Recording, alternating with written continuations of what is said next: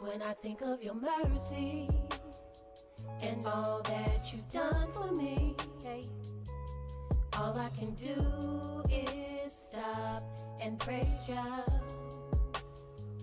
When I think of your mercy and all that you've done for me, all I can do is stop and praise ya, praise ya, hey, praise ya. We really gotta stop like praise ya.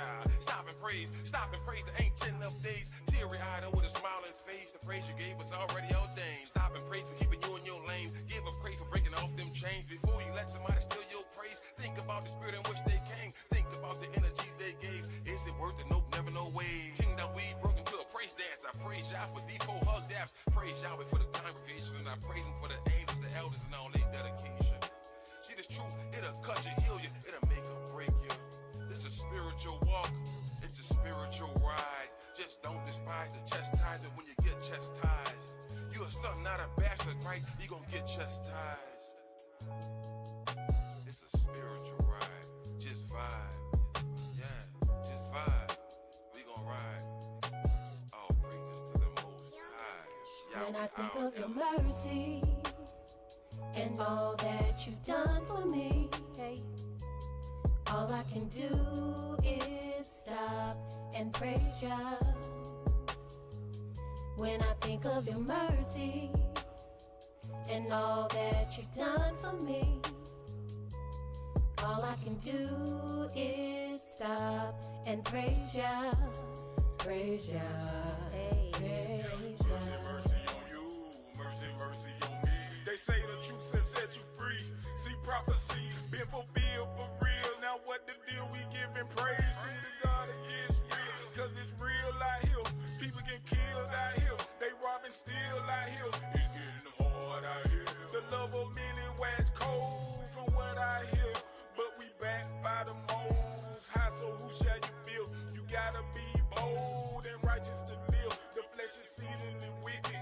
Sin deceiving is vicious. Repentance needed to fix it. His mercy too exquisite to miss it. Just receive the listen. Let's stick to the mission. Believe and receive his blessing. You see, blessings come from above. None of us deserve it. None of us is worthy. But we praise y'all for his mercy. When I think of your mercy and all that you've done for me, hey, all I can do is stop and praise ya. When I think of your mercy and all that you've done for me, all I can do is stop and praise ya, praise ya, hey, praise ya.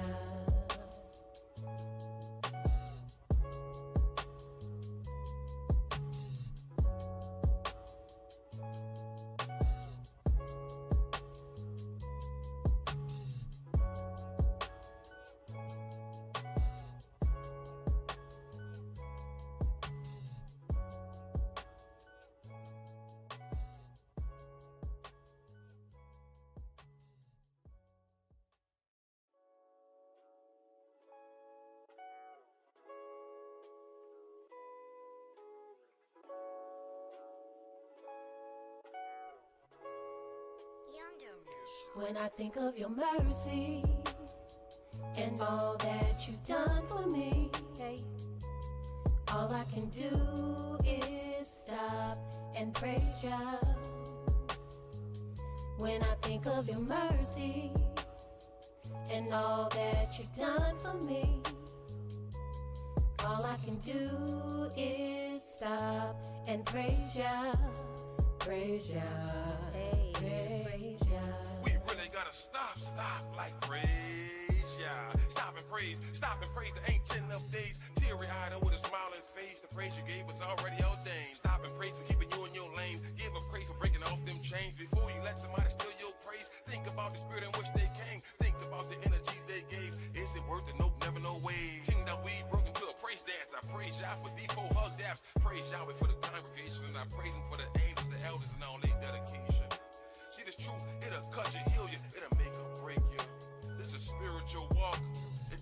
spiritual ride. Just don't despise the chastisement when you get chastised. You a son, not a bastard, right? You gonna get chastised. It's a spiritual ride. Just vibe. Yeah, just vibe. We gon' ride. All praises to the Most High. When I think of your mercy and all that you've done for me, hey, all I can do is stop and praise ya. When I think of your mercy and all that you've done for me, all I can do is stop and praise ya. Praise ya. Praise ya. Mercy on you, mercy, mercy on me. They say the truth has set you free. See prophecy been fulfilled for real. Now what the deal? We giving praise to the God of Yisrael. Cause it's real out here. People get killed out here. They robbing still out here. It's getting hard out here. The love of many wax cold from what I hear. But we back by the Most High, so who shall you feel? You gotta be bold and righteous to live. The flesh is seething and wicked. Sin deceiving is vicious. Repentance needed to fix it. His mercy too exquisite to miss it. Just receive the listen. Let's stick to the mission. Believe and receive his blessing. You see, blessings come from above. None of us deserve it. None of us is worthy. But we praise y'all for his mercy. When I think of your mercy and all that you've done for me, hey, all I can do is stop and praise ya. When I think of your mercy and all that you've done for me, all I can do is stop and praise ya. Praise ya. Praise ya.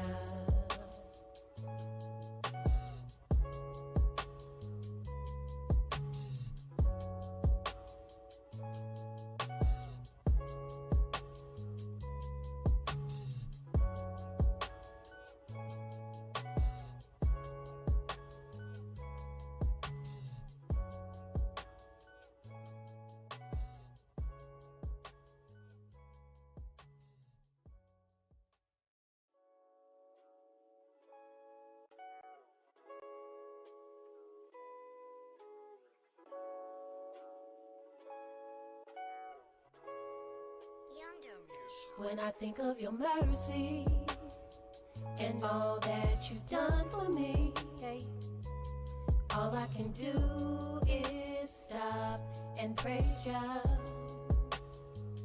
When I think of your mercy and all that you've done for me, all I can do is stop and praise ya. Praise ya. Praise ya. We really gotta stop like praise, yeah. Stop and praise the ancient of days. Teary-eyed with a smiling face. The praise you gave was already ordained. Stop and praise for keeping you in your lane. Give a praise for breaking off them chains. Before you let somebody steal your praise, think about the spirit in which they came. Think about the energy they gave. Is it worth it? Nope, never, no way. Kingdom we broke into a praise dance. I praise y'all for D4 hug daps. Praise Yahweh for the congregation. And I praise him for the angels, the elders, and all their dedication. See this truth, it'll cut you, heal you, it'll make or break you. This is a spiritual walk, it's a spiritual ride. Just don't despise the chastisement when you get chastised. You a son, not a bastard, right? You gonna get chastised. It's a spiritual ride, just vibe. Yeah, just vibe. We gon' ride. All praises to the Most High. When I think of your mercy and all that you've done for me, hey, all I can do is stop. Shalom Facebook, Shalom YouTube. Welcome to our prophecy class. Today we are in the book of Isaiah and chapter 2, but before we get started, does anyone have any questions?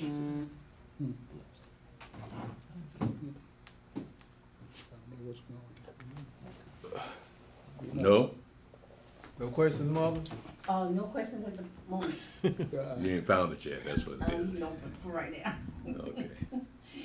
All right, then again, we are in the book of Isaiah, chapter 2. Some of it is at the time that it is happening. He was writing about these things, but then the vision goes a look further in the east. So we're going to look at this, verse 1 to verse 5. Brother Stephen, we're going to pick it up at verse 6.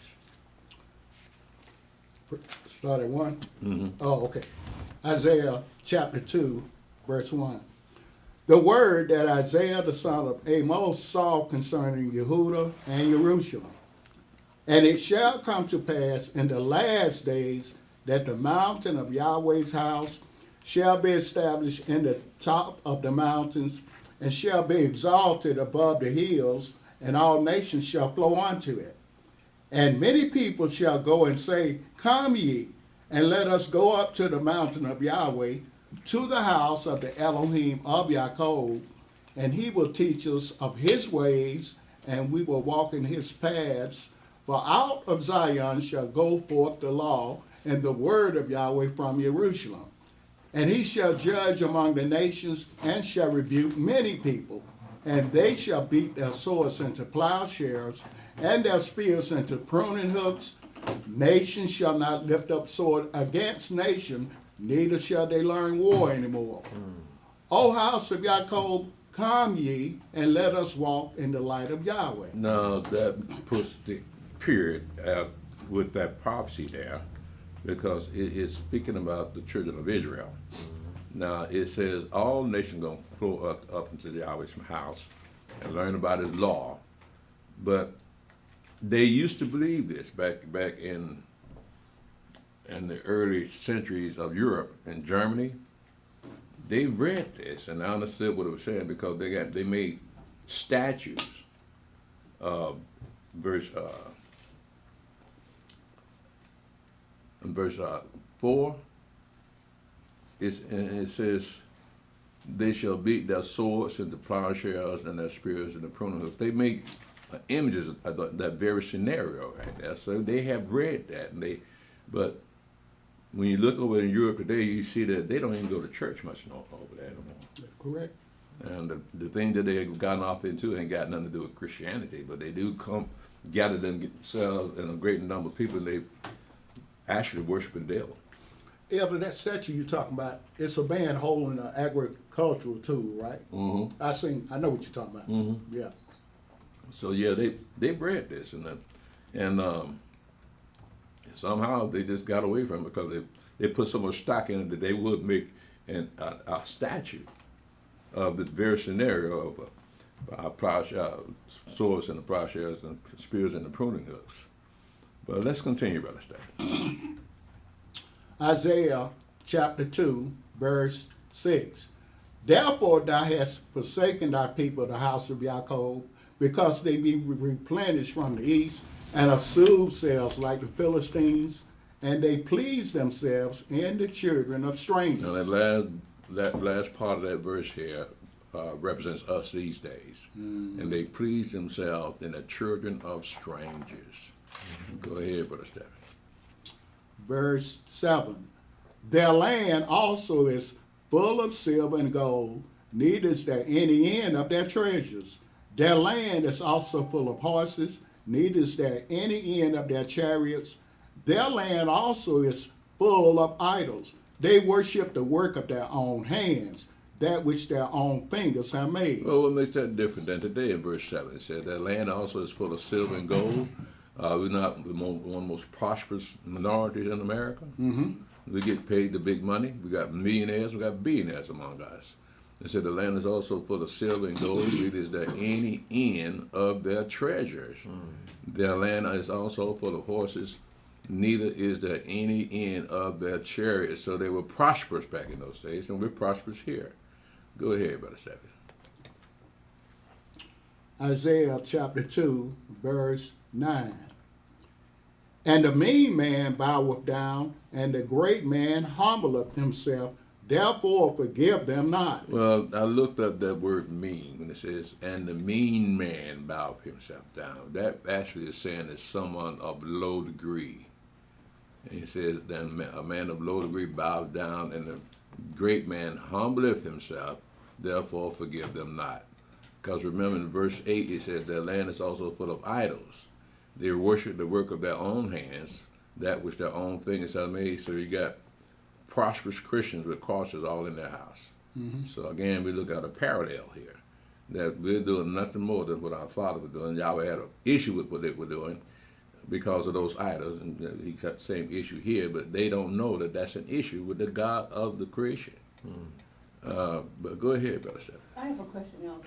So when they said the mean man, and you said it's a man of low degree, so that means a poor person? No, not necessarily poor, but a man of poor character. Oh, okay. That's what I was thinking. Character. Yeah. Go ahead, Brother Stephen. Isaiah chapter 2, verse 10. Enter into the rock and hide thee in the dust for fear of Yahweh and for the glory of his majesty. The lofty looks of man shall be humbled, and the haughtiness of men shall be bowed down, and Yahweh alone shall be exalted in that day. For the day of Yahweh of hosts shall be upon every one that is proud and lofty, and upon every one that is lifted up, and he shall be brought low. And upon all the cedars of Lebanon that are high and lifted up, and upon all the oaks of Bashan, and upon all the high mountains, and upon all the hills that are lifted up, and upon every high tower, and upon every fence wall, and upon all the ships of Tarshish, and upon all pleasant pitches. Now, we don't fit exactly these characteristics, but that's what they are. They're characteristics of the mindset of our fathers, that pride had deceived them. They thought that they themselves got their own wealth and power. It says, for instance, in verse 11, it says, the lofty looks of man shall be humbled, and the haughtiness of men shall be bowed down, and Yahweh alone shall be exalted in that day. For the day of Yahweh of hosts shall be upon everyone that is proud and lofty, and upon everyone that is lifted up, and he shall be brought low. Now, you can't get no prouder than a Christian, black Christian preacher. And upon all, and upon all the cedars of Lebanon that are high and lifted up, and upon all the oaks of Bashan. So we got to look at that as characteristics, not necessarily literal cedars of Lebanon.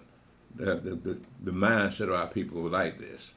And upon all the mountains, and upon all the hills that are lifted up, and upon every high tower, and upon every fence wall, and upon all the ships of Tarshish, and upon all pleasant pitchers, and the loftiness of man shall be bowed down, and the haughtiness of men shall be made low, and Yahweh alone shall be exalted in that day. So again, it still points to us in these days and times, because we can see exactly what Isaiah saw back in those days.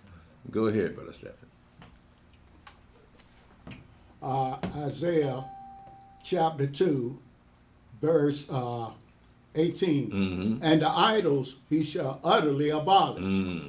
And they shall go into the holes of the rocks and into the caves of the earth for fear of Yahweh and for the glory of his majesty when he arises to shake terribly the earth. In that day a man shall cast his idols of silver and his idols of gold, which they made each one for himself to worship, to the moles and to the bats, to go into the clefts of the rocks and into the tops of the ragged rocks for fear of Yahweh and for the glory of his majesty when he arises to shake terribly the earth. Cease you from man, whose breath is in his nostrils, for when is he to be accounted of? So your president should have read this. It says in verse 20, in that day a man shall cast his idols of silver and his idols of gold, which they made each one for himself, to worship to the moles and to the bats, to go into the clefts of the rocks and into the tops of ragged rocks, for fear of Yahweh and for the glory of his majesty when he rises to shake terribly the earth. Cease you from man whose breath is in his nostril, for wherein is he to be accounted. So we got a gold statue of Donald Trump. I seen that this morning. God. Have you seen this? I haven't seen that one. They have made a gold statue of Donald Trump. I think this was from it's in that church, right? I don't know where. I think it's that, and you know what? I more than likely, I think I'm correct. I think it was that it's in that church, but and it's a black preacher, Well, if I'm not mistaken. they prayed over that statue. And I haven't actually seen it, but they described it as that moment when he got shot and he raised his fist up like that. They made a statue, a gold statue of that. Wow. And they prayed over that gold statue. And Donald Trump didn't say nothing against it. Oh, of course not. he probably still looking for 2 Corinthians. There you go. I go Otis. Well, what the hell you doing here, man? It's Mother's Day. No, he's supposed to be with his wife. That's what I'm saying. It's Mother's Day. She must be mad at him. Yeah, Get out of here. You know you want to go to where them niggas at. Yeah, dog. Yeah, that married life something else, bro. I got to take my hat off to you brothers, man. Y'all married brothers. Yeah. Oh. Shalom, Otis. How you Shalom, doing? everybody. Good to see you back. Oh, I was Mother's Day in church. That's the reason I'm here. I didn't go.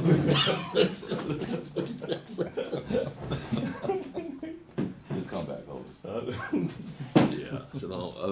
Let's continue. Brother Stephen, let's go to Isaiah chapter 3. And again, you're going to see the similarities of those days that Isaiah prophesied as opposed to today, right? So what you want to do, Stephen, is read verse 1 in chapter 3 to verse 12. Isaiah chapter 3, verse 1. For, behold, the Adonai, Yahweh of hosts, does take away from Jerusalem and from Yehuda the stay and the staff, the whole stay of bread and the whole stay of water, the mighty man and the man of war, the judge and the prophet and the prudent and the ancient, the captain of 50 and the honorable man and the counselor and the cunning artificer and the eloquent orator. And I will give children to be their princes, and babes shall rule over them. And the people shall be oppressed, every one by another, and every one by his neighbor.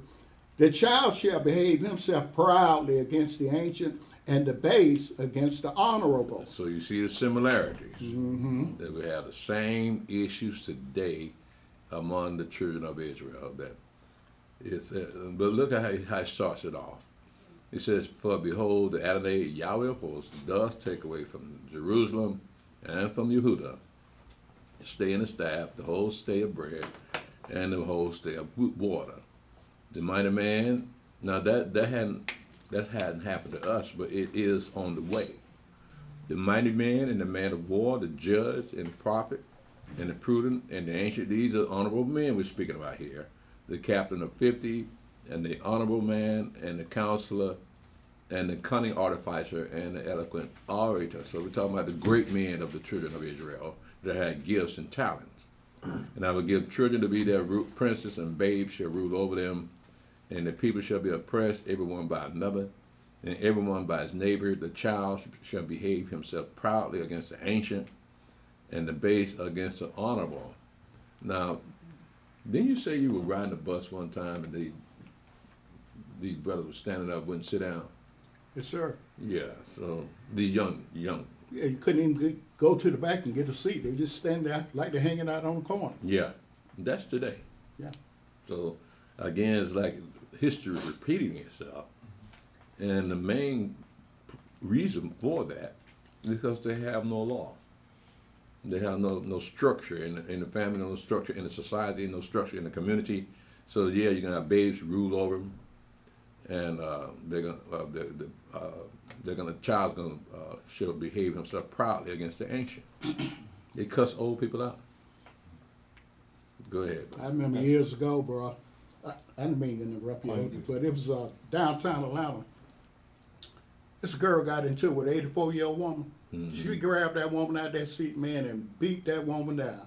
That was on the news. They showed it. It was real graphic. This girl, about 22 years old, and grabbed an 84-year-old woman. Instead of just walking away, you know, they're going to cut you out anyway. She grabbed that woman, beat her man like she was beating a rug with a bat.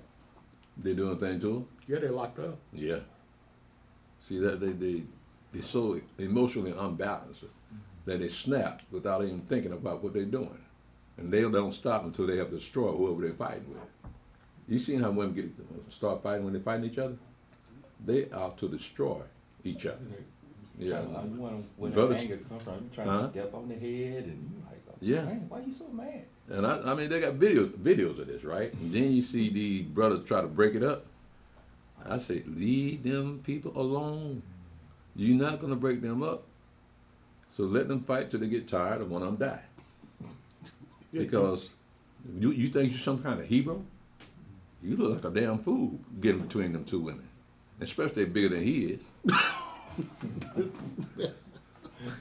You're gonna say something over this. Yeah, what does it mean when it say the base against the honorable? What's that? The people of, like I was mentioning before, people of low degree, like somebody from the hood, looking down on somebody from Buckhead. Okay, Yeah. okay. Go ahead, brother. I got a question. You said in verse 2 that hasn't happened yet. What hasn't happened yet? The mighty man and the man of war, the judge and the prophet, and the prudent and the ancient, the captain of the 50, the honorable man and the counselor.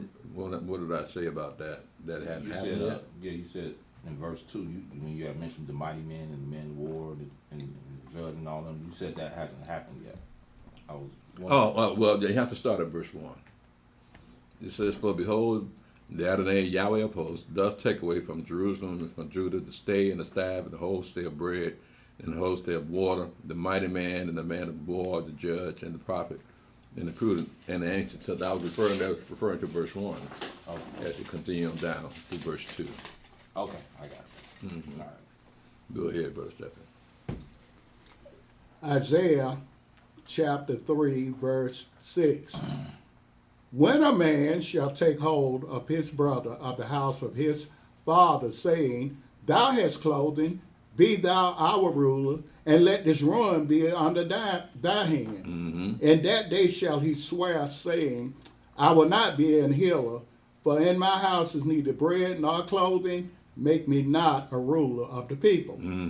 For Jerusalem is ruined, and Yehuda is fallen, because their tongue and their doings are against Yahweh, to provoke the eyes of his glory.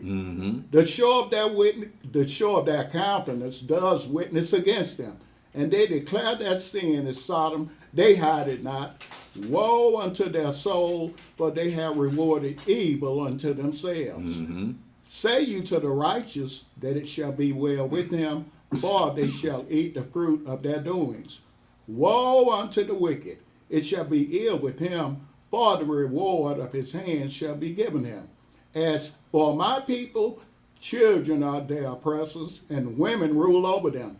O my people, they which lead thee cause thee to err, and destroy the way of thy paths. Now, what makes that different from now? Nothing. It says in verse 12, as for my people, children are their oppressors, and women rule over them. That's unheard of. No society, no nation has ever had women to rule over them, but then look at us. We allowed that. And we still do that today. We campaign for these women running for office. I mean, men campaigning for them. For them to do what? Because if you notice in the news, they arrested some of these elected officials. Some of these judges, these black women judges, they're arresting them. They off into some kind of wickedness, and as if the FBI ain't watching. The FBI watching. See, it ain't like the Democratic FBI when they watch the Republicans. But this FBI here they watch black people, not white folk too. It just so happened black people are Democrats. So not nothing political, but they just off into law breaking.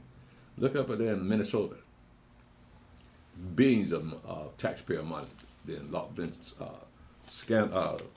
swindled out of the community, and the mayor and the governor won't say nothing against it. Yeah. I watched this one thing about the Minnesota situation, what they don't tell you on the news, that he didn't say that because they have Esau got this whole community up there, a whole city, don't nobody work. They got about, you seen it, about 8 or 9 kids, he's one of them, and ain't nobody saying that. They pretty much run the city. And this one dude, internet guy, he was exposing it. Mm-hmm. And now they don't try to counsel him because he was exposing. He said, okay, y'all going after these Ethiopian people, but you guys living up the government. Y'all got a whole Esau? city. Yeah, Esau. Oh, up in New York. Up in Oh, I seen that. Yeah. Yeah. I've seen that. So they I've was like, seen so that. he exposed that, but then when he went to this other city, they was like, okay, now you can talk about them folks, but you ain't finna talk about us. Yeah, Esau on Breaking it welfare, off. man. Yeah, Yeah, he don't they even mad work. about that. Esau. They try to ban that, and that's how they banning him. Every time you think about welfare, you're thinking of a single black woman. Yeah, That's the picture That's how they put do. up there. That's how they But do. Esau running that game, man. He's doing the same thing he pointed the finger at black women doing. Only difference is the husbands are in on it too. And you know, in that interview, where the husband said, I don't work. And he ain't scared to say it either. Idiot, why you say it on camera? Yeah, Even if you were doing the work, you can say it. but they got this thing so twisted to make us look terrible when it's them all along. And white folks on welfare are more than black people. Yeah. But you never see a picture of white folks on welfare. You always see black women with 5 or 6 children, no husband, crying about she ain't get her check. And so it is what it is. We are at the hands of our enemies, and we don't even realize we're at the hands of our enemies, especially when you got some of these brothers out here that will do anything to make black people look silly. Because they pay them enough money, they will make black people look silly or look criminal. They do this on purpose. For 400 years, they've been doing this to us. And nobody's picking up on it, because if they had, they wouldn't be doing these things. They couldn't buy off a person to make us look bad, because we have too much integrity. Why would we want our own people to look bad? So they got their own cliques protecting them, but we don't have anyone protecting us. Yeah. But Stephen, let's go to chapter 4. And pick it up at verse 1. Uh-oh.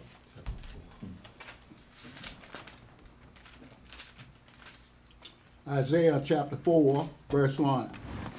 And in that day 7 women shall take hold of one man, saying, we will eat our own bread and wear our own apparel. Only let us be called by thy name to take away our reproach. That's a lot in that verse right there. What it is saying, you're going to have independent women that know how to take care of themselves. The only thing missing in their life is a man's name. Right. And to be in that kingdom, let's talk about the future. To be in that kingdom, you can't be a single woman without a man's name. You got to have a man's name to show that you belong to someone.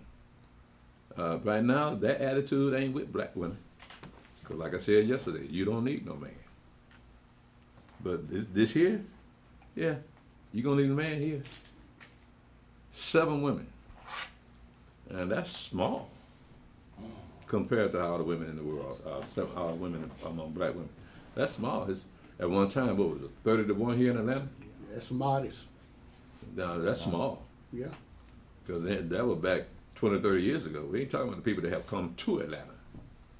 And so the ratio could be much, much higher. Maybe about 50-1. That's what the guy said. He said be anywhere from 50 to 100 women for one brother. For one man. And you can understand why some of them have just given up. Because the odds are too much. Because they're looking for one man, 100 women looking for one man. And you know, it's like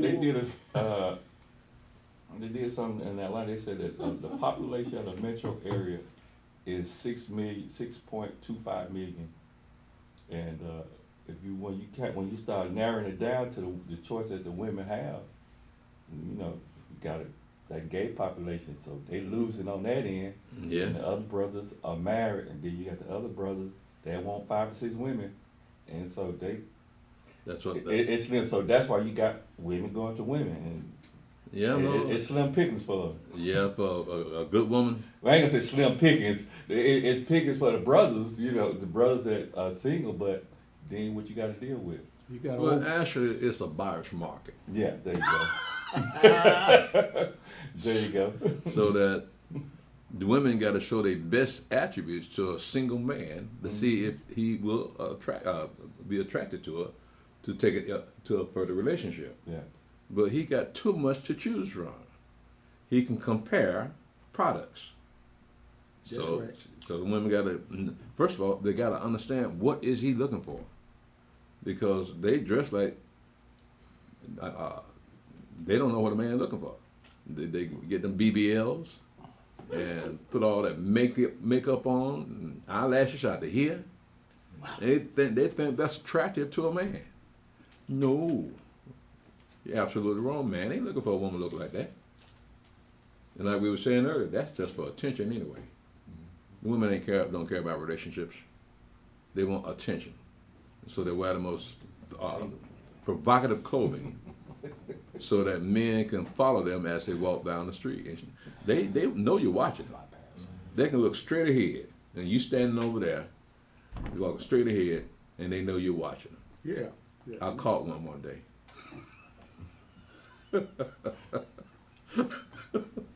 Watching me. I caught him. Yeah. She didn't know I saw her, but yeah, I saw you checking me out. And you look like you got some That's what I'm money. talking about. Got that gray. No. This was 100 years ago. When I looked, I'm not talking about now. That's when I was young, man. New car. I wasn't born with gray hair, man. I can always look like this. Well, I saw a documentary where this sister, she said, I got kids, I realize I messed up, but I am willing to enter into a polygamous situation. I don't, if he's married, it's fine. I need him to come up here and help me raise my sons. A lot of that's going on now. Well, Women don't mind sharing.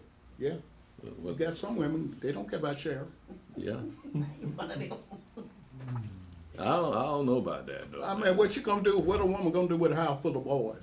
Yeah, no, but who fault is that? Hers. Yeah. Well, that a man that a man won't take her on.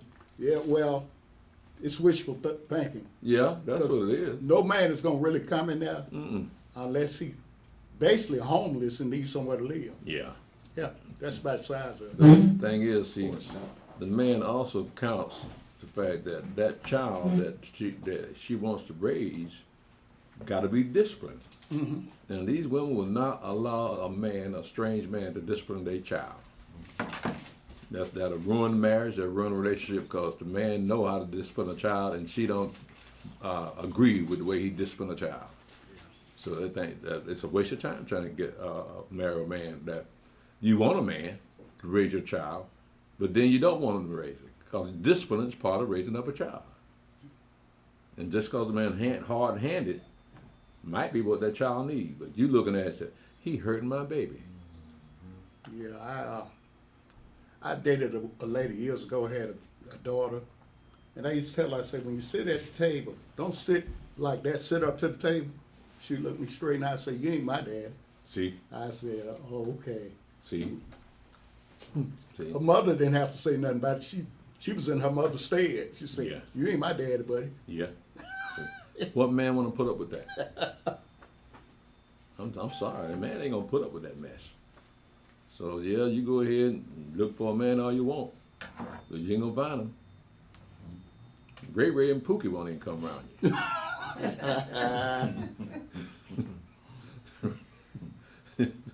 Go ahead, Brother Stephen. Read verse 1 again. Isaiah chapter 4, verse 1. And in that day 7 women shall take hold of one man, saying, we will eat our own bread and wear our own apparel. Only let us be called by thy name, to take away our reproach. In that day shall the branch of Yahweh be beautiful and glorious, and the fruit of the earth shall be excellent and comely for them that are escaped of Israel. And it shall come to pass that he that is left in Zion and he that remaineth in Jerusalem shall be called holy, even every one that is written among the living in Jerusalem, when Yahweh shall have washed away the filth of the daughters of Zion, and shall have purged the blood of Jerusalem from the midst thereof by the spirit of judgment and by the spirit of burning. And Yahweh will create upon every dwelling place of Mount Zion and upon her assemblies a cloud and smoke by day, and the shining of a flaming fire by night. For upon all the glory shall be a defense. And there shall be a tabernacle for a shadow in the daytime from the heat, and for a place of refuge, and for a covert from storm and from rain. So these are just metaphors and similes of how Yahweh is going to protect his people when they return back into the land. And verse 2, it says, in that day shall the branch of Yahweh be beautiful and glorious, and the fruit of the earth shall be excellent and comely for them that are escaped of Israel. Who is this branch? Where's she at? No. Read it again. John 15. Hmm? John 15 for that. John 15? Is that good? Yeah, One that to is six? actually referring to Psalm 80, 81. But nevertheless, let's look at, okay, you say in John 15, right? 1 through 6. No, just at verse 1. Okay. Where he says, I'm the true branch. John 15, 1 through 6. That what I- True God. It says, I am the true vine, and my Father is the husbandman, right? So you're going to connect that with verse 2, right? That's what you're saying? I wrote down. I might have the wrong thing, but then I got on that. I got Psalms 80. Mm-hmm. Psalm 80, 8 through 19. 8 through, okay. I got 8 through 16, so 8 through 19. Mm-hmm. Okay. Now, again, let's go back to verse 2. It says, in that day, so I'm trying to let you see another side to this branch. Yeah. Okay. All right. It says, in that day shall the branch of Yahweh be beautiful and glorious, and the fruit of the earth shall be excellent and comely for them that are escaped of Israel. Now, let's look at another vision of this branch. Let's continue this on verse chapter 5, verse 7. Right.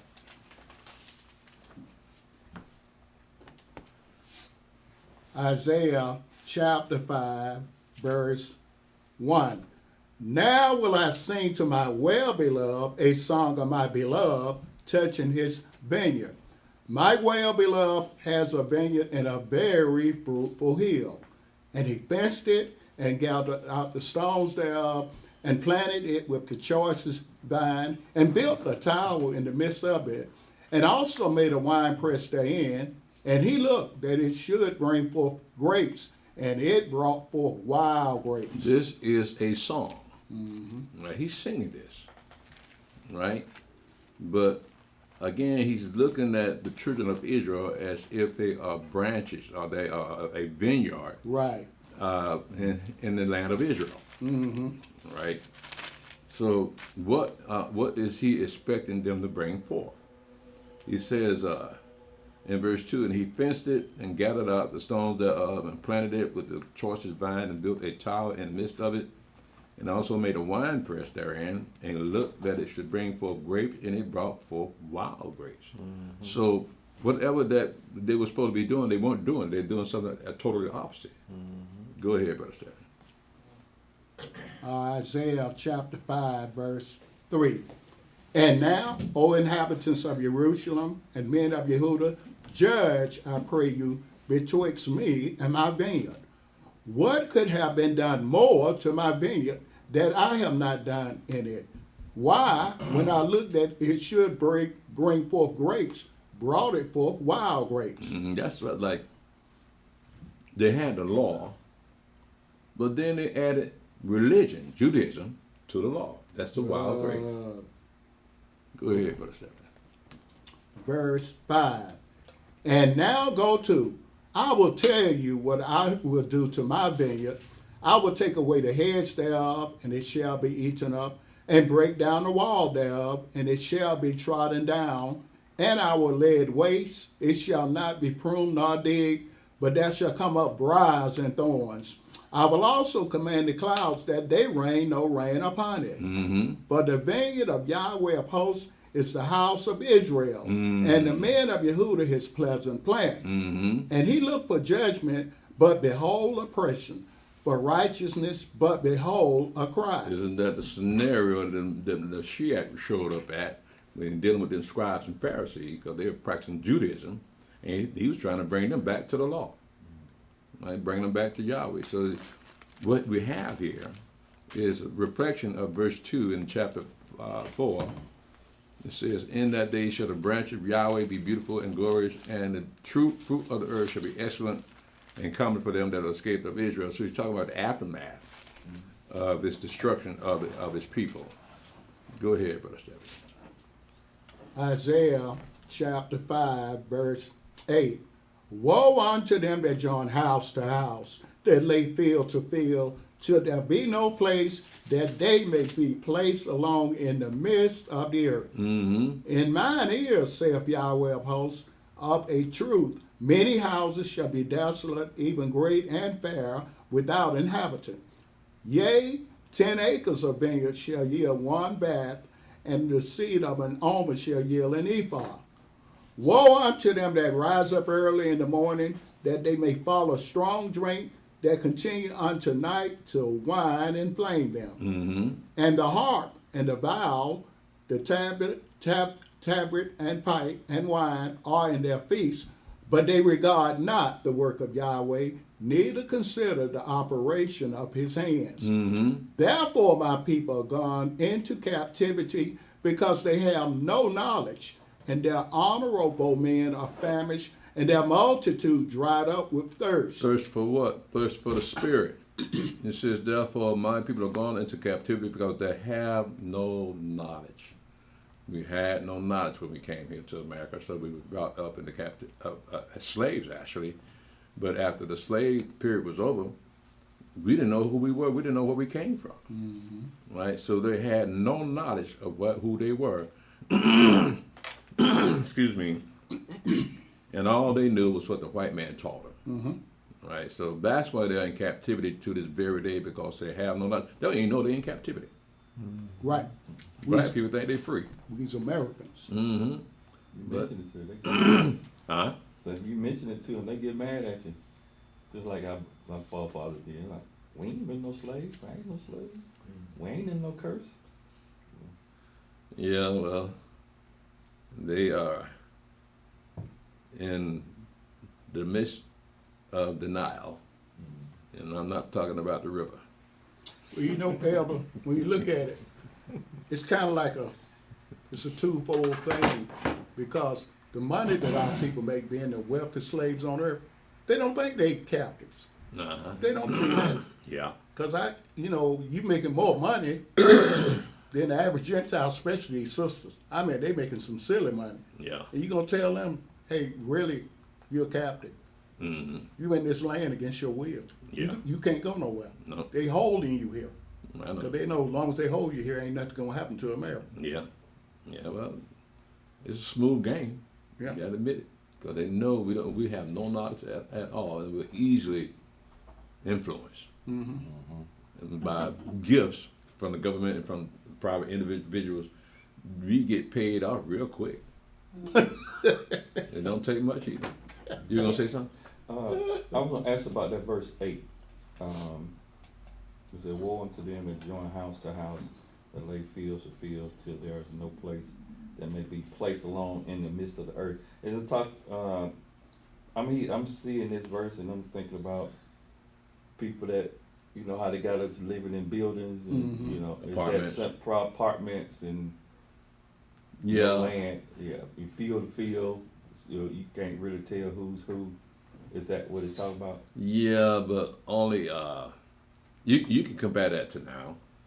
because we can't imagine how the communities were arranged, because each tribe had their own land, and we don't know how much land that they have. So could they be land like we got now? We got houses right next to each other, and they got a fence separating it, so you know where the property line is. So was that, the question is, was it like that back in them days? I don't think we had that many people. Plus the land was small anyway. America's a continent. You can get your house, get you some property anywhere. But here, this is a small country. So you don't have very much room to move around in. But it wasn't supposed to be that way. Every man had his own vineyard and had his own house. So they wouldn't be that close to one another. But they got it set up now, so it might be the same economic system that we have now. Renting.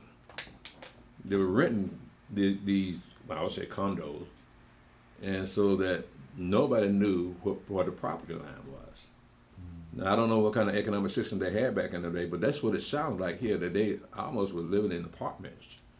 But it wasn't supposed to be that way. Every man was supposed to have his own house and his own property line. Go ahead, brother. Yeah. When I was in Desert Storm, they had the Saudi Arabians. They built buildings for the nomad people that lived in the desert and stuff like that. But they refused to live in those apartments because they were saying that it was against the will of God for them to live on top of each other like that. So the United States ended up, that's how they got the buildings, because the United States ended up moving my military into those buildings, because a lot of those buildings was just abandoned because they couldn't get the people to move in those buildings. Yeah. Does that sound familiar, Steve? What he just said? That these men refused to move into apartments because that wasn't their tradition. Does that sound familiar? Yeah. Where? I can't think it sound familiar. I just can't. In Jeremiah, with the Rechabites. Oh, yeah. Okay. Right? Well, let's look at it. I never would have. But y'all saying sound familiar, but I couldn't put it in Jeremiah. It hit me when they said that. Let's see here. It went 35, 34, Yeah, something right along in there. 35. 35. Let's look at that. Because we're going to see exactly what Brother Otis was talking about here. Jeremiah, what chapter? Jeremiah chapter 35, pick it up at verse 1, Brother Stephen. And we're going to see the same scenario that you just described.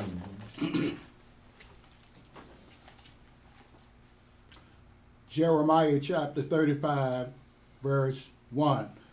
The word which came unto Jeremiah from Yahweh in the days of Jehoiakim, the son of Josiah, king of Yehudah, saying, Go into the house of the Rechabites and speak unto them, and bring them into the house of Yahweh, into one of the chambers, and give them wine to drink. Then I took Yaazaniah, the son of Jeremiah, the son of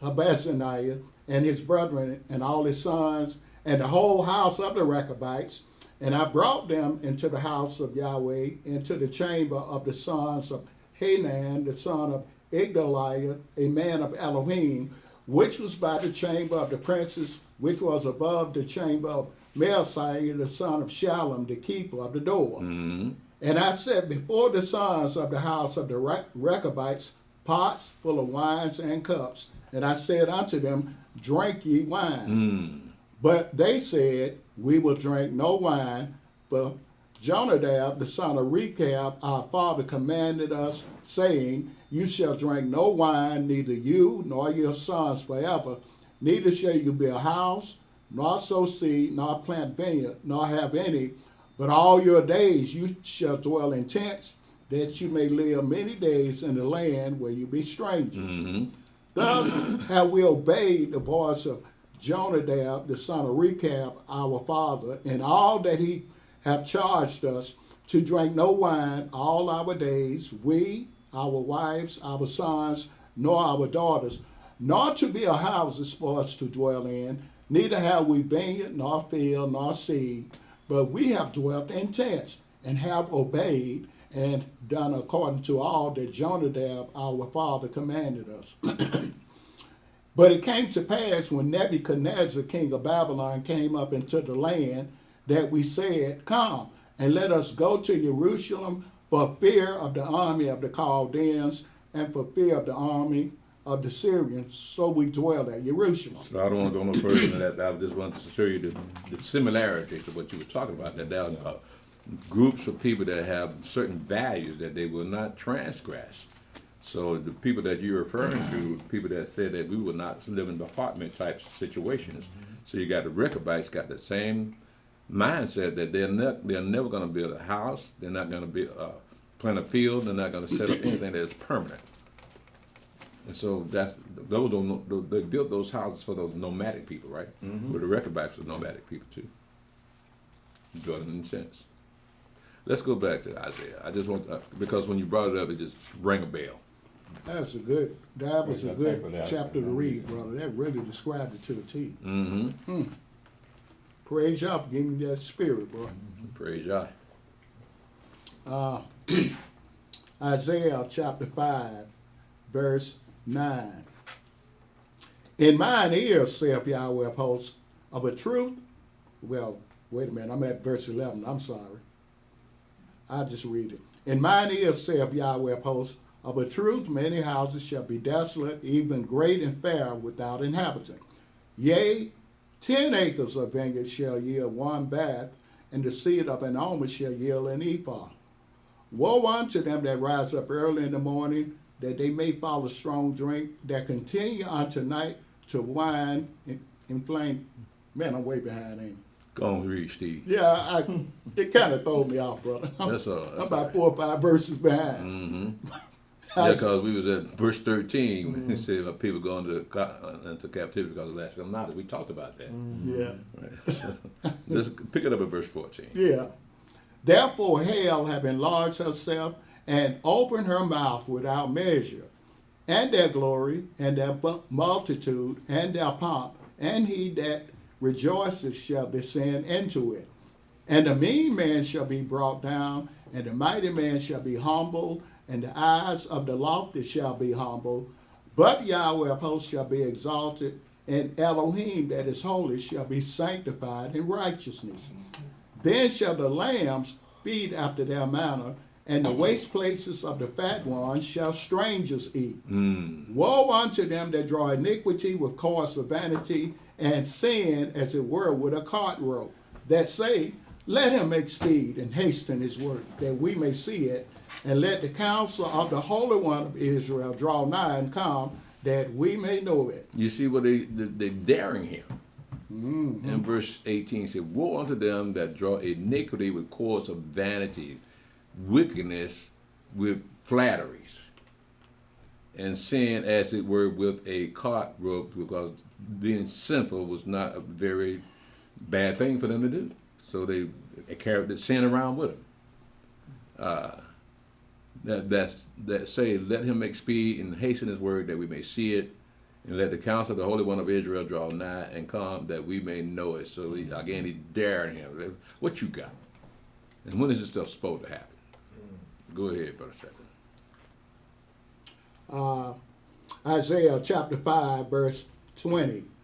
Woe unto them that call evil good and good evil, that put darkness for light and light for darkness, that put bitter for sweet and sweet for bitter. Isn't that what we have now? It says, woe unto them that call evil good. So you mean to tell me it's all right for a grown man to go into the restroom with a little girl? You don't see anything wrong with that. You don't see anything wrong with a man dressed up like a woman, pretending that, claiming that he is a woman. You don't think something wrong with that. You call an evil good. Because now they got protected rights now. Your taxpayer money protect these people. You can't discriminate against them. The evil was protected, Elder. And you look at it from Clinton, all them Democrats come along. Trump had to come along and get men out of women's sports. Yeah. And Trump he want to do something with Planned Parenthood. Trump don't go along with abortion. Right. All these presidents, these ones we love, these Democrats, they don't care.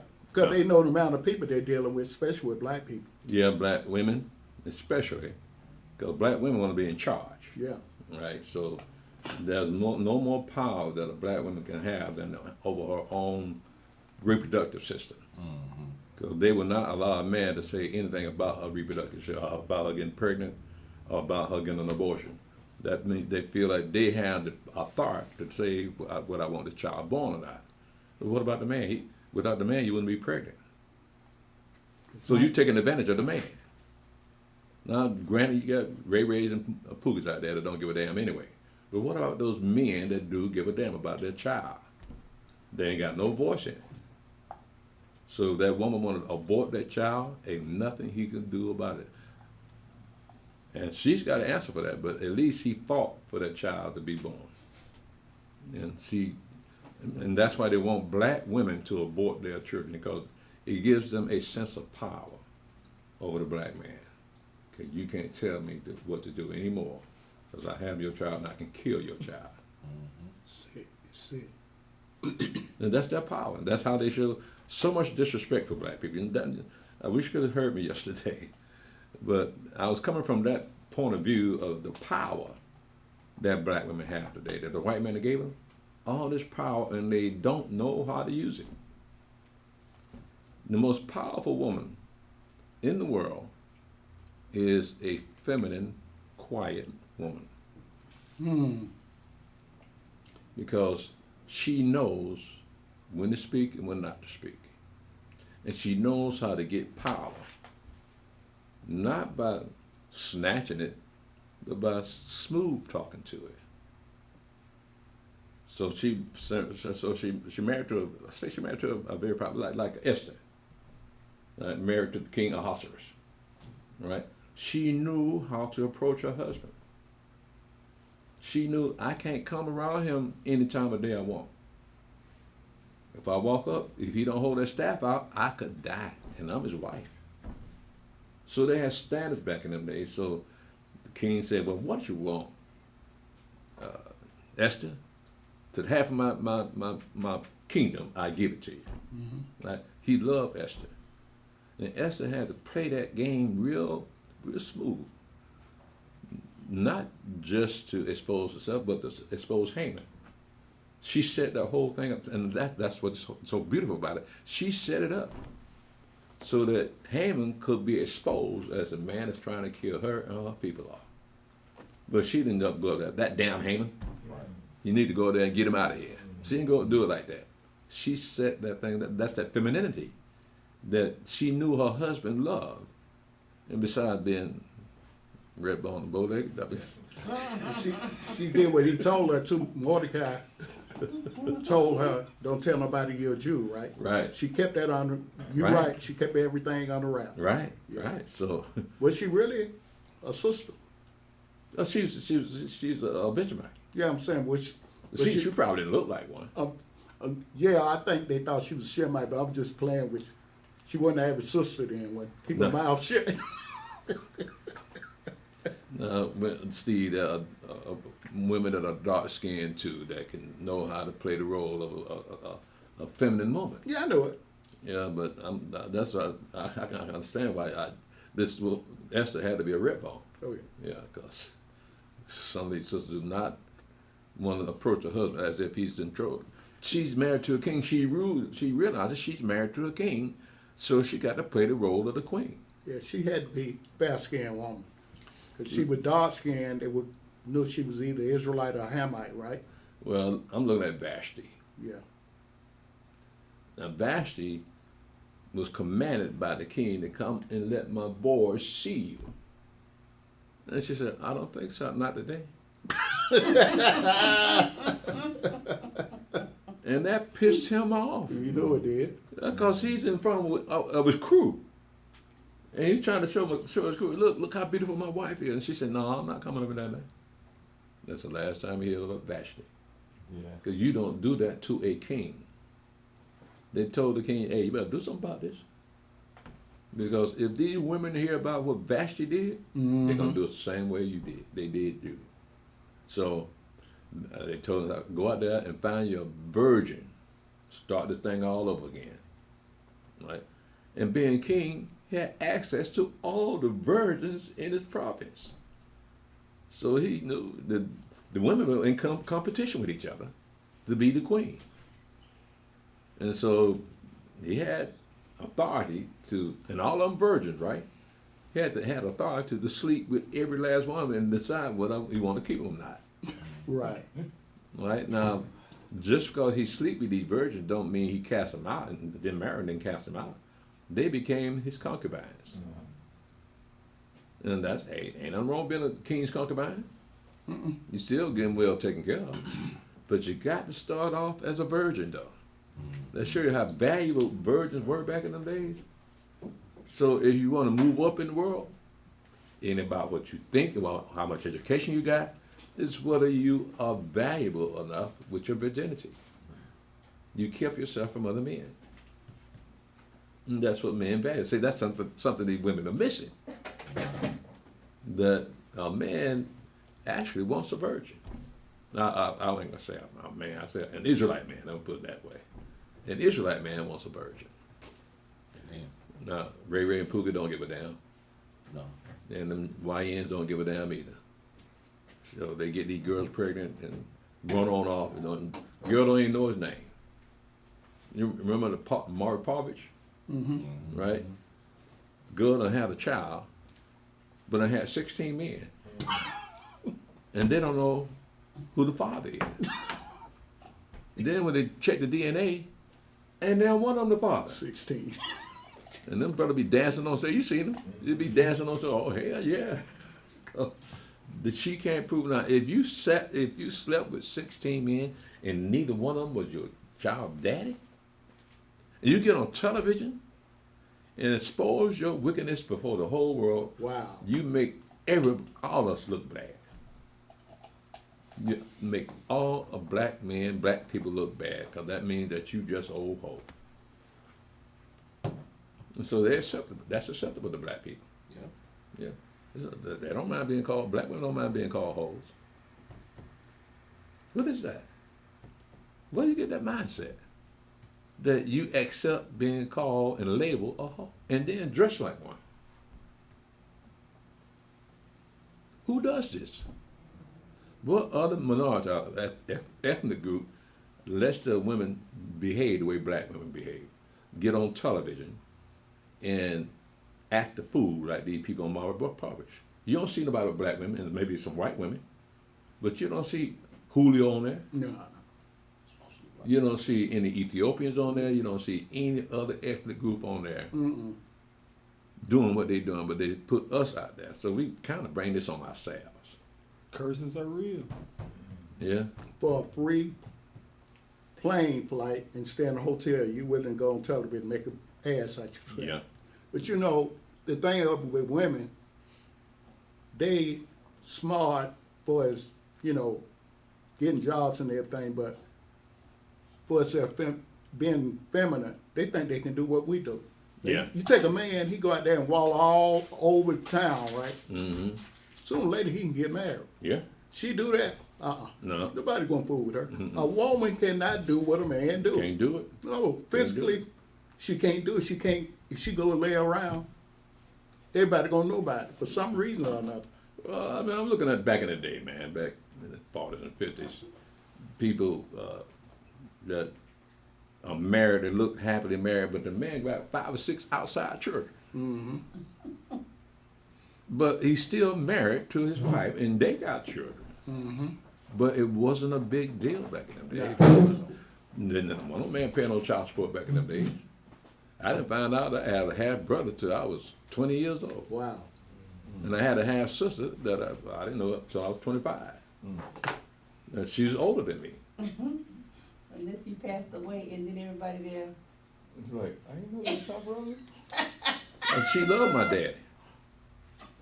And so I was glad to meet her, because I looked at her and I looked at my mother's daughter, my sister. They looked like twins. Both of them looked like my daddy. So, yeah, but again, it wasn't a big deal back in them days. They were still loved by the Father, even the Father didn't give a damn about them, but at least they know where they came from. So today, they don't even care where they came from. They don't even know who their daddy is. Don't want to know. Want to be like the mama. See, the mama want to be like the little girl and dress all fly, and the girl want to be like the mama and dress all fly. So they're in competition with one another.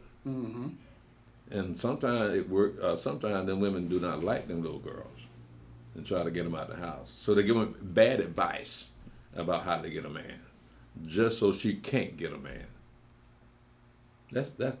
You're doing your own children that way. What kind of person are you? You treating your own daughter as if she's the competition. Well, yeah, they do, because I met a sister, and that sister pulled me aside and said, you know what, I got all against my mother. Every guy used to bring to the house, she was 18, her mother was 36. Her mother tried to hit on her boyfriend. She said she had to get out of that house. Yeah. Yeah. You're right, bro. Yeah. We're weird people, bro, but it's something that when we compare what we read here takes us away from that lifestyle. It has us looking back at what they're doing and see, we can say, hey, that's wrong. We're not supposed to be doing what they're doing.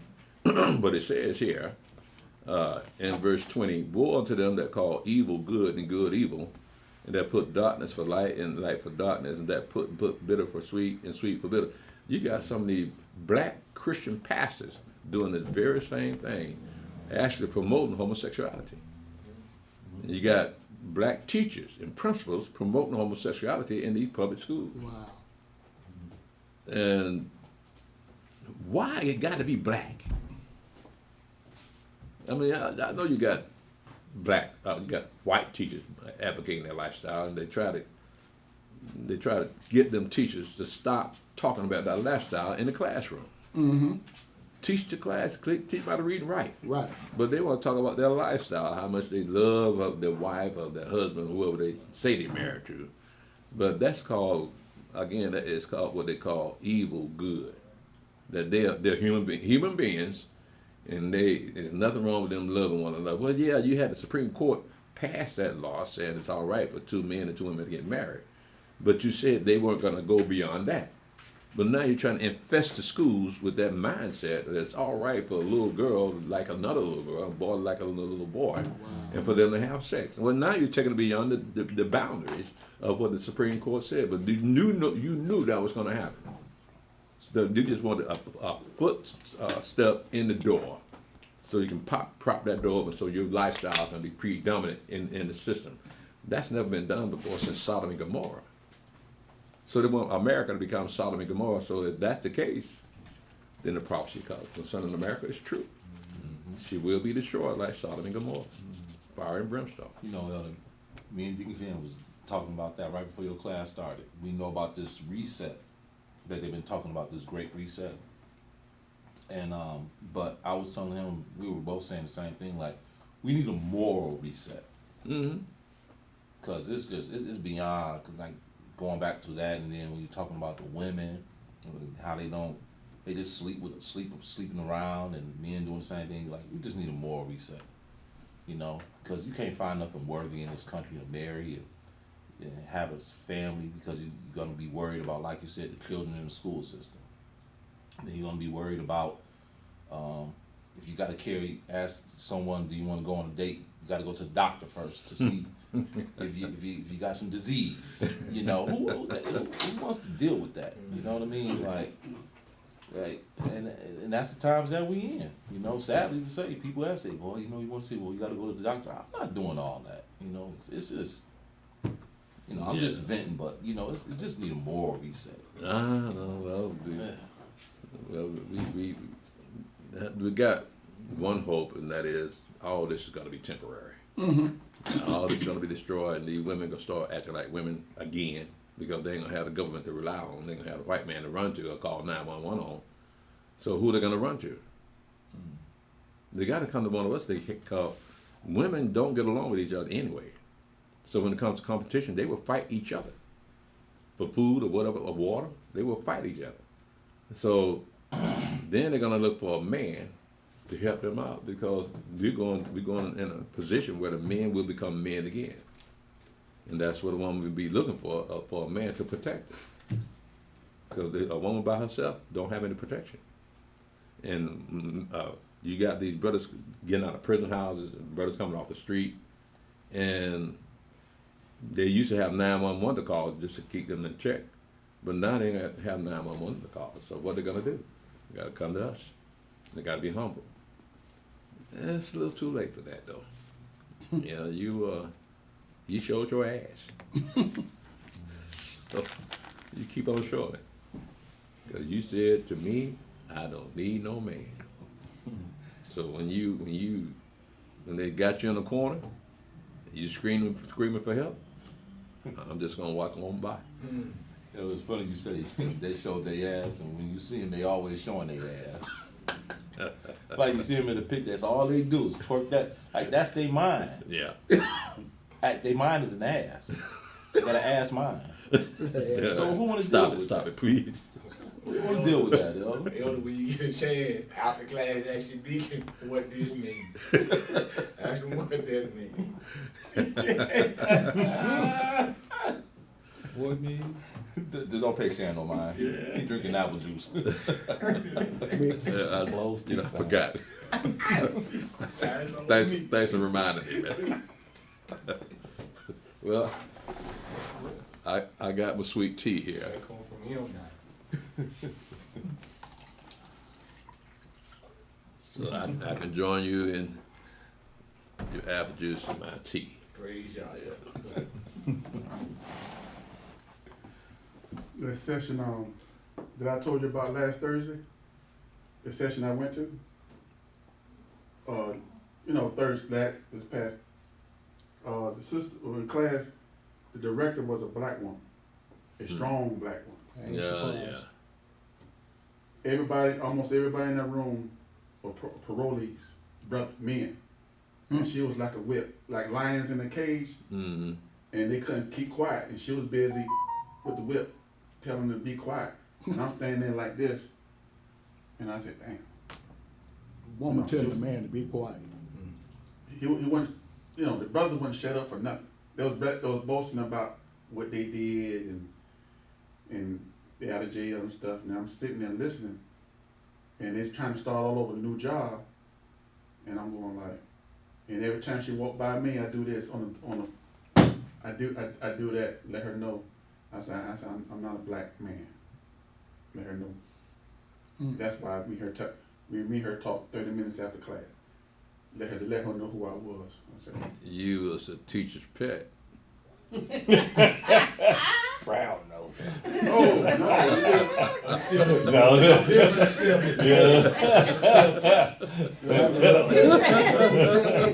I mean, he played it smart. Yeah. He want to be on the winner side. There's something I want. There's something I need Yeah. in the program. Everybody else was lollygagging and messing around. Yeah. And I said, and I'm, on disadvantages, I'm old, Yeah. 60. And then these brothers in their 30s, 20s, So how old is the woman? mid-40s, probably 40 going on 50. But she was raw. She was like, she from New York. She said, I taught New York. I don't take no, and I'm like, oh shit. I ain't mean to cuss. A woman, I don't care right or wrong, I just can't imagine a group of brothers in a room and a woman telling them to be quiet. That just messed up. Yeah, I'm real old school. It just don't look right. Yeah, well, look what she got to deal with, man. Men don't have any home Since it training. was all brothers, why didn't they have a brother teaching it? That's what I'm They saying. teaching it. She was in the- telling a bunch she of was in the brothers system shut so long. She started, started on the bottom level. Now she's to a level where executive level. Well, there was no man to teach it, that's what you're saying. That's No. why they didn't have a female teach it. I didn't know there was one. I didn't. Well, see, They do she's that deliberately. doing a man's job. Job, That's yeah. what I'm saying. They do that deliberately, though. So that's how men supposed to address men, the way she dressed the men. So she becomes more masculine just for the men's sake. Right. Because they're not going to listen to a feminine woman. They're going to listen to a strong woman. So she has to give up her femininity and put on masculinity so she can get respect. That's how she was. But then, what good is she to another man? That's how she They would was. have had to find somebody else for that job. That's how she was. That's how she was. Yeah. Did you see a ring on the finger? Nope. There it is. I remember. And guess what she? Oh, like he said, she was wearing garments to make them look at her. Oh, she was? She wore tight clothes? Oh, man. That's a smart woman there, bro. You ought to marry her. Don't give them no idea. I remember 1977, they had the first female supervisor. I just couldn't get past that. On my job, Oh, on your job? I just wasn't used to a woman come around telling me how to, and she didn't know nothing about that machinery. She come around, I mean, she was all right sister, but it was just out, and them Gentiles, they didn't like that. A black woman telling them what to do. Yeah, I know. That was 1977. Now everybody used to it now, but Yeah. it was just like, I don't know. And my dad just said when the Ford plant started hiring women, it wrecked everything. Yeah, well, we're talking about tradition here. Yeah, I know. Right? Men used to be over men, Right.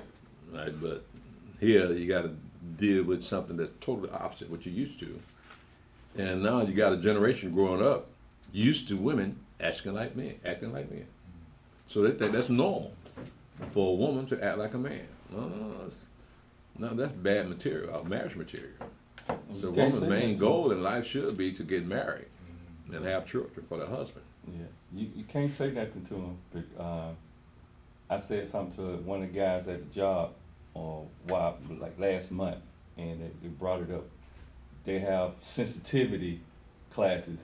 So if you say something like that's a man job, you in trouble. Sensitivity training. Sensitivity, so that you can get in trouble. You can be fired, either get reprimanded for saying stuff like that.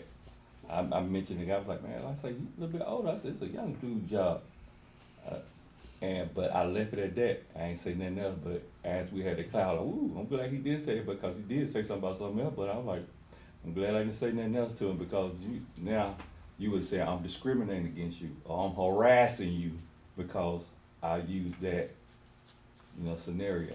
So you can't say nothing to him. You on these jobs, you can't say, oh, you're a woman, can't tell me what to do. Oh, you're a woman? Oh, yeah, they gonna fire you. And a lot of them want their job, so they go along. Well, with me, I ain't got to be concerned about that because I ain't working for nobody. Right? So when I go off, I don't hold nothing back. Ain't got no reason to hold anything back. I'm not breaking nobody's law. Mm-hmm. I'm not working for a company that had a sensitivity training. Yeah. I don't work for them kind of people. I work for Yahweh. Mm-hmm. Right? And Yahweh's strong, I'm strong.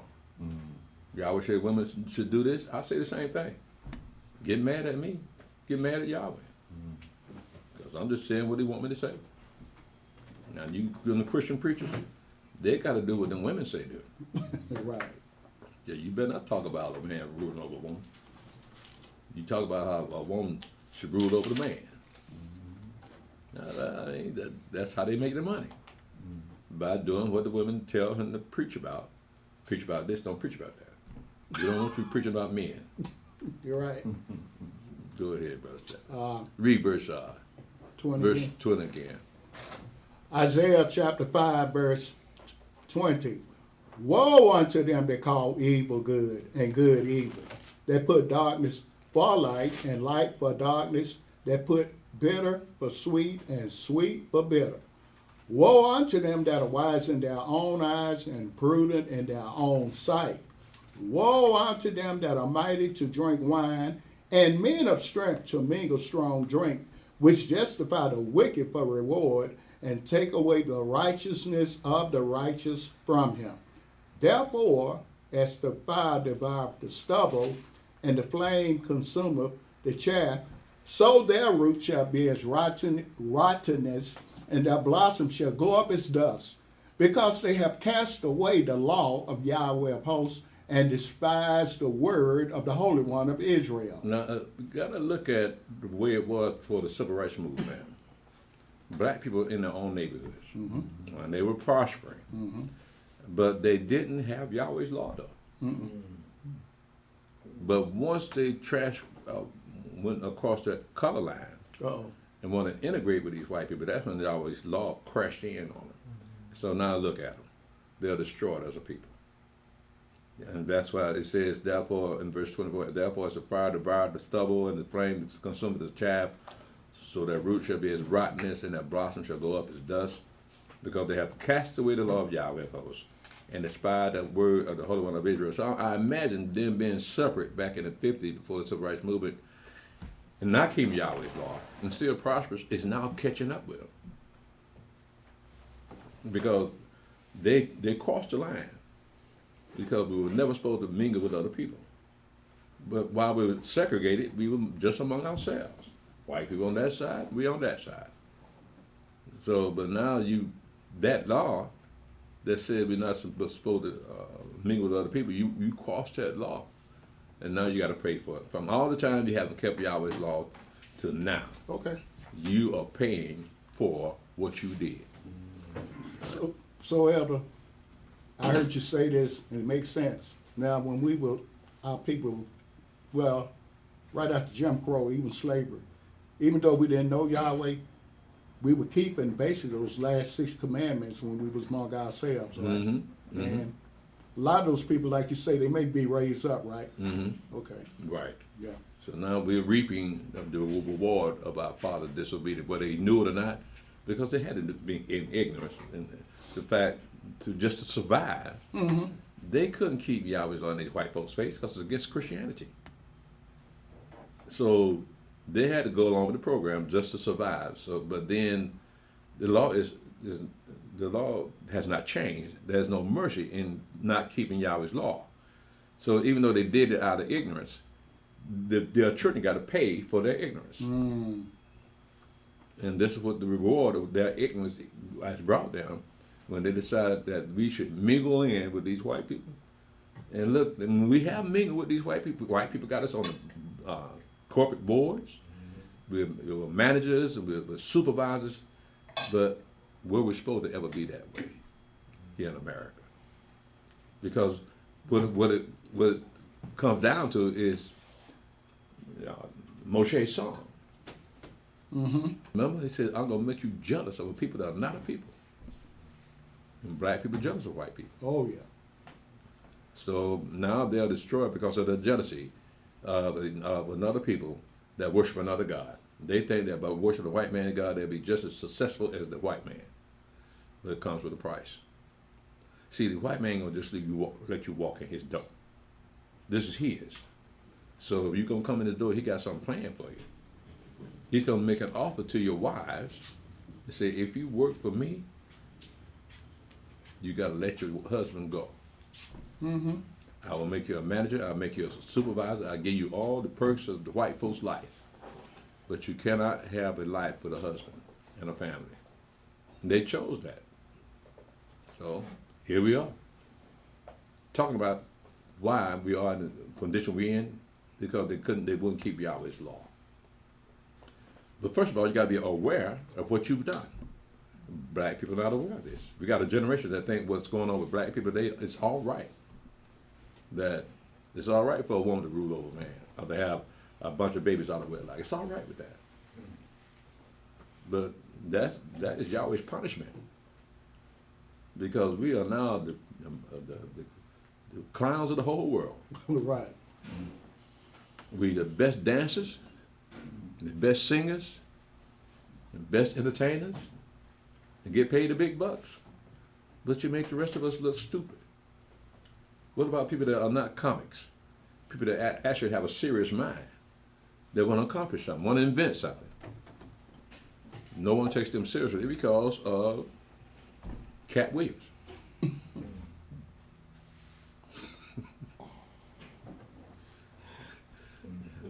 He is funny though. But nevertheless, he's a bad representative for black people. I mean, all that foul language he uses, and it has a touch of reality to it.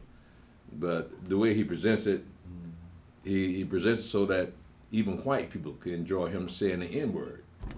They don't have a problem with them listening to it, so black people take it, white people take it. So he say the N-word all through the show. And white people just laugh at it. Dave Chappelle do the same thing. Right? But they get paid the big money. Brother Stephen, let's go to chapter 6 of Isaiah and pick it up at verse 1.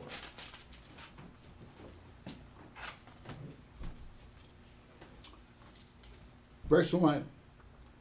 In the year that King Uzziah died, I saw also the Adonai sitting upon a throne high and lifted up, and his train filled the temple. Above it stood the seraphims. Each one had 6 wings. With 2 he covered his face, and with 2 he covered his feet, and with 2 he did fly. And one cried unto another and said, Holy, holy, holy is Yahweh of hosts. The whole earth is full of his glory. And the post of the door moved at the voice of him that cried, and the house was filled with smoke. Then said I, Woe is me, for I am undone, because I am a man of unclean lips, and I dwell in the midst of a people of unclean lips. For mine eyes have seen the King, Yahweh of hosts. Did he actually see Yahweh of hosts? Because that's who he described. I've seen Yahweh. But that wasn't him. That was an angel representing him. Right? But he was one of the most prolific prophets of all the prophets that you read about in the Bible. He had the most to say. But he thought he was looking at Yahweh. And he's got this vision. He that sat upon the throne, he got the vision of the seraphims. So he's looking at something that's mighty, that's beyond supernatural. And he's looking at this and trying to interpret what he's looking at. So it'd be like the same thing with us. Yahweh could show us some things and we would not know what in the world are we looking at. Look at Daniel. Yahweh showed Daniel a whole bunch of stuff. Daniel would pass out from time to time because he didn't know, what am I looking at? What is this? But Daniel got a place in the kingdom. But this is the vision of Isaiah and how he became a prophet. Because you notice in chapter 1 of Isaiah, he introduces himself, the son of Amos, in the times of the kings of Judah. But here, it tells you exactly when he became a prophet.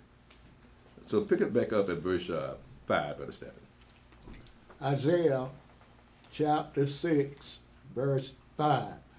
Then said I, Woe is me, for I am undone, because I am a man of unclean lips, and I dwell in the midst of a people of unclean lips. For mine eyes have seen the King, Yahweh of hosts. Then flew one of the seraphims unto me, having a live coal in his hand, which he had taken with the tongues from off the altar. And he laid it upon my mouth, and said, Lo, this hath touched thy lips, and thine iniquity is taken away, and thy sin purged. Also I heard the voice of the Adonai saying, Whom shall I send, and who will go for us?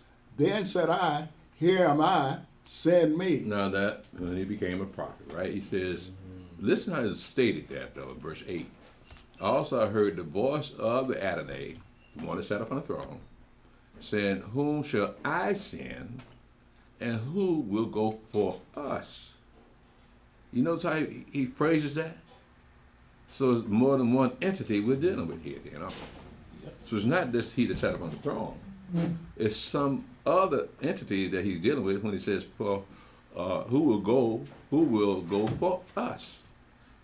You can take that same mindset back to Genesis chapter 1, right? He said, let us make man after our own image and after our likeness. He said, God said that, right? Well, there it is again. Right. Go ahead, Brother Stephen. Isaiah chapter 6, I'll start at verse 8 again. Also I heard the voice of the Adonai saying, Whom shall I send, and who will go for us? Then said I, Here am I, send me. And he said, Go and tell this people, Hear you indeed, but understand not, and see you indeed, but perceive not. Make the heart of this people fat, and make their ears heavy, and shut their eyes, lest they see with their eyes, and hear with their ears, and understand with their heart, and convert, and be healed. Then said I, Adonai, how long? And he answered, until the cities be wasted without inhabitant, and the houses without man, and the land be utterly desolate, and Yahweh have removed men far away, and there be a great forsaking in the midst of the land. But yet in it shall be a tenth, and it shall return, and shall be eaten. As a teal tree, and as an oak, whose substance is in them, when they cast their leaves, so the holy seed shall be the substance thereof. Now, a couple of things here. Back to verse 8. When it said, then said I, here am I, send me. So you can't do anything unless Yahweh sends you. A good example of that, when you read up in Matthew chapter 21, Matthew chapter 15, verse 21 to verse 24, the Messiah told the woman that had a daughter that was sorely vexed with the devil,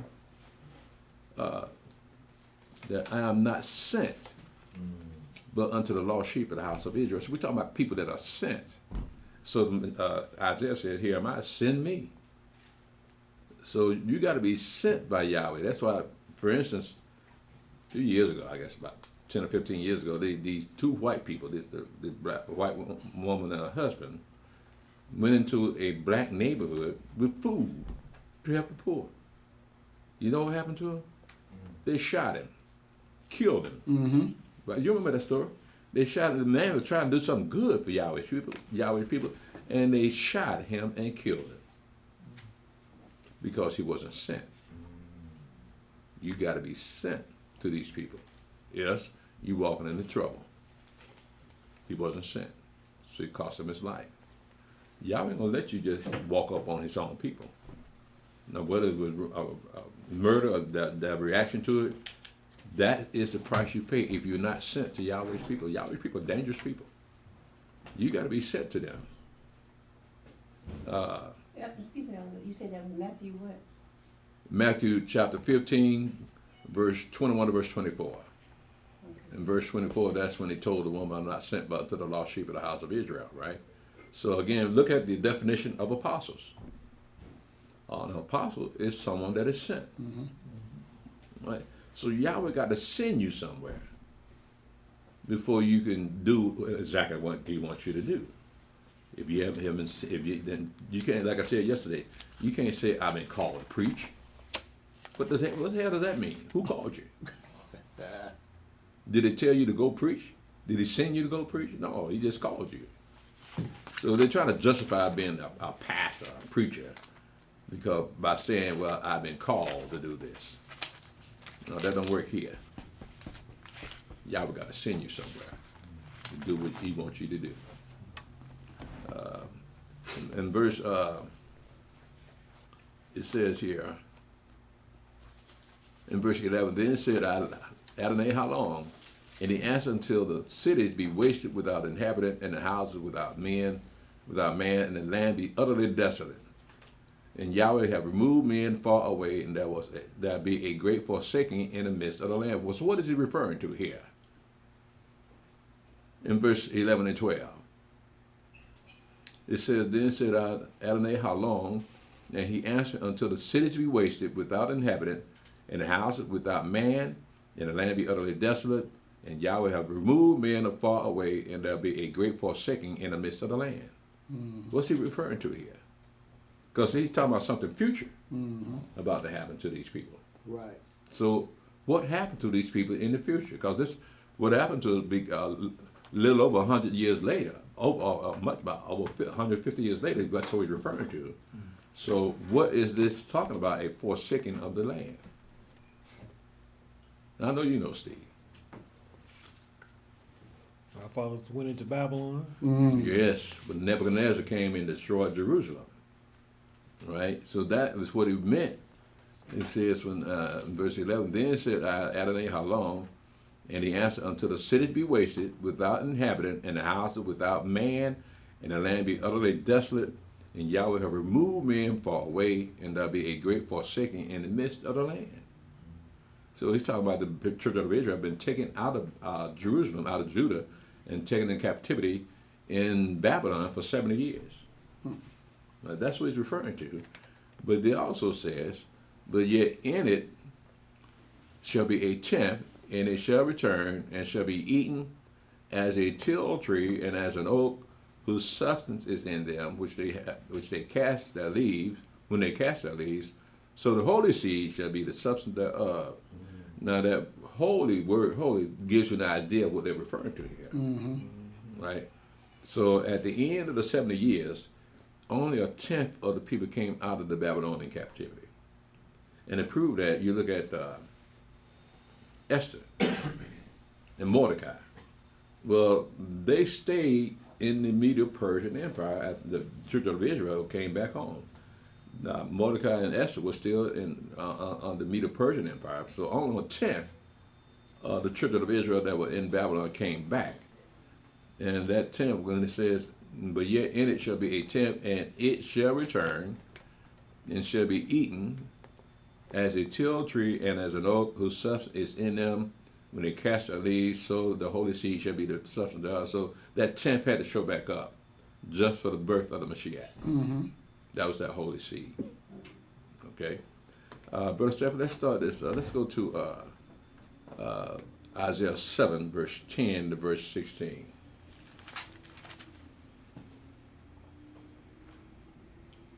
Verse 10.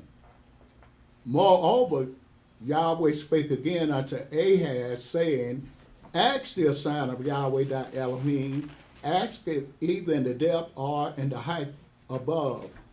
But Ahaz said, I will not ask, neither will I tempt Yahweh.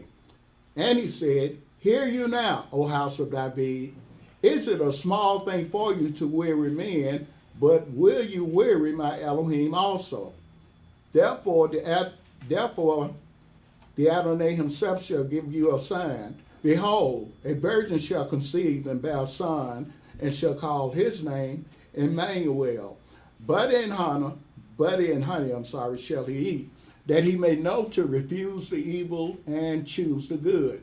For before the child shall know to refuse the evil and choose the good, the land that thou abhorrest shall be forsaken of both her kings. So that's happened, right, with the Mashiach. But you got some doubters, some detractors saying that really didn't come to pass. And they're confused because it said that his name shall be called Emmanuel. Well, the angel told her to name her son Yahshua. But you look at the purpose of the name, and the purpose of the name is to save Yahweh's people, Yahweh's salvation, right? But what does Emmanuel mean? God with us.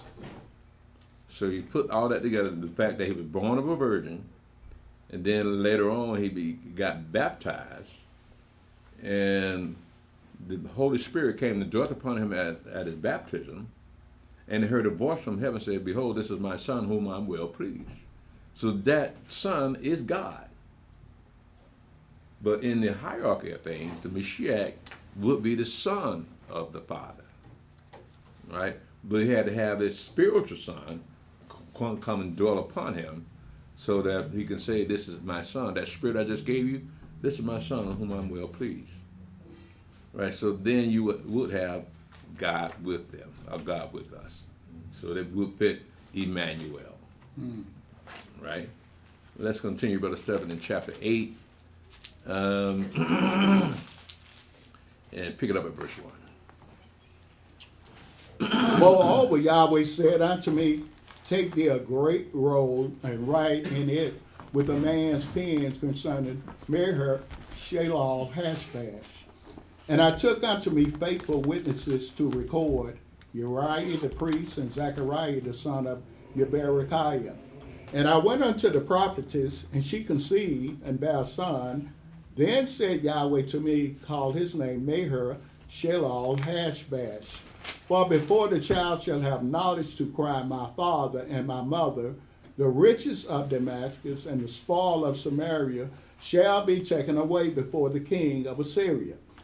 Yahweh spake also unto me again, saying, for as much as this people refuses the waters of Shalom that go softly and rejoice in reason and Remaliah's son, therefore behold, Yahweh bringeth up upon them the waters of the river, strong and many, even the king of Assyria in all his glory, and he shall come up over all his channels and go over all his banks, and he shall pass through Yehudah, he shall overflow and go over, he shall reach even to the neck, and the stretching out of his wings shall fill the breadth of thy land, O Emmanuel.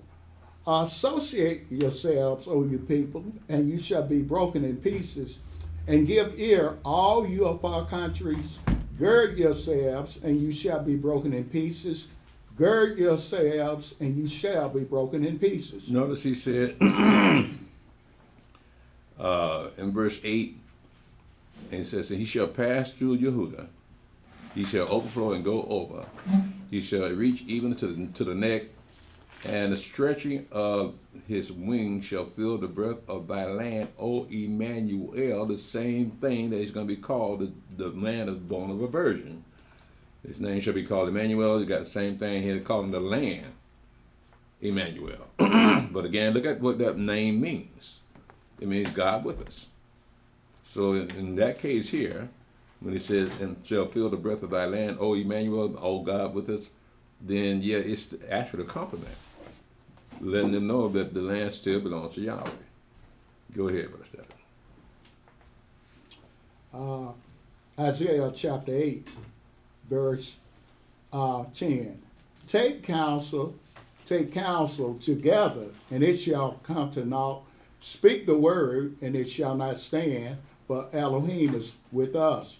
For Yahweh spake thus to me with a strong hand, and instructed me that I should not walk in the way of this people, saying, say you not a confederacy to all them to whom this people shall say a confederacy.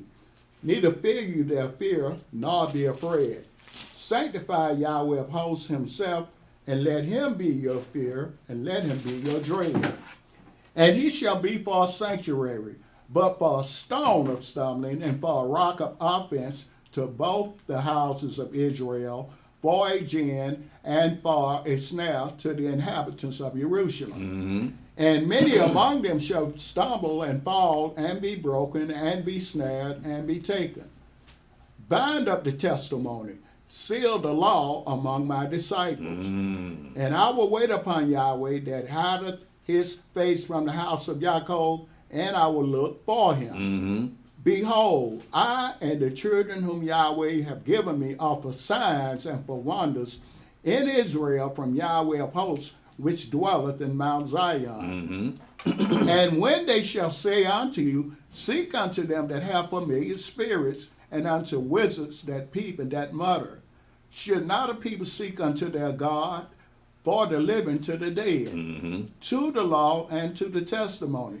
If they speak not according to this word, it is because there is no light in It's a them. very powerful verse. Because you got a plethora of black Christian pastors don't read one law that's written in this Bible. So that means they have no light in them. So people want to get light, they go to what a light is. But if they want to stay in darkness, they go to a black Christian pastor. That's because they don't want to hear the light. They don't want to see the light. So you got to ask yourself, what kind of people is this that don't want to see the light, don't want to see the truth? Because it says, to the law and to the testimony, if they speak not according to this word, it is because there is no light in them. Why would you go to someone that don't have any light in them?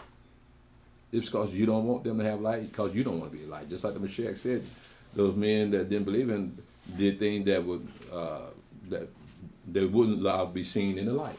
I'm paraphrasing. Because the light will manifest their darkness. Same thing here.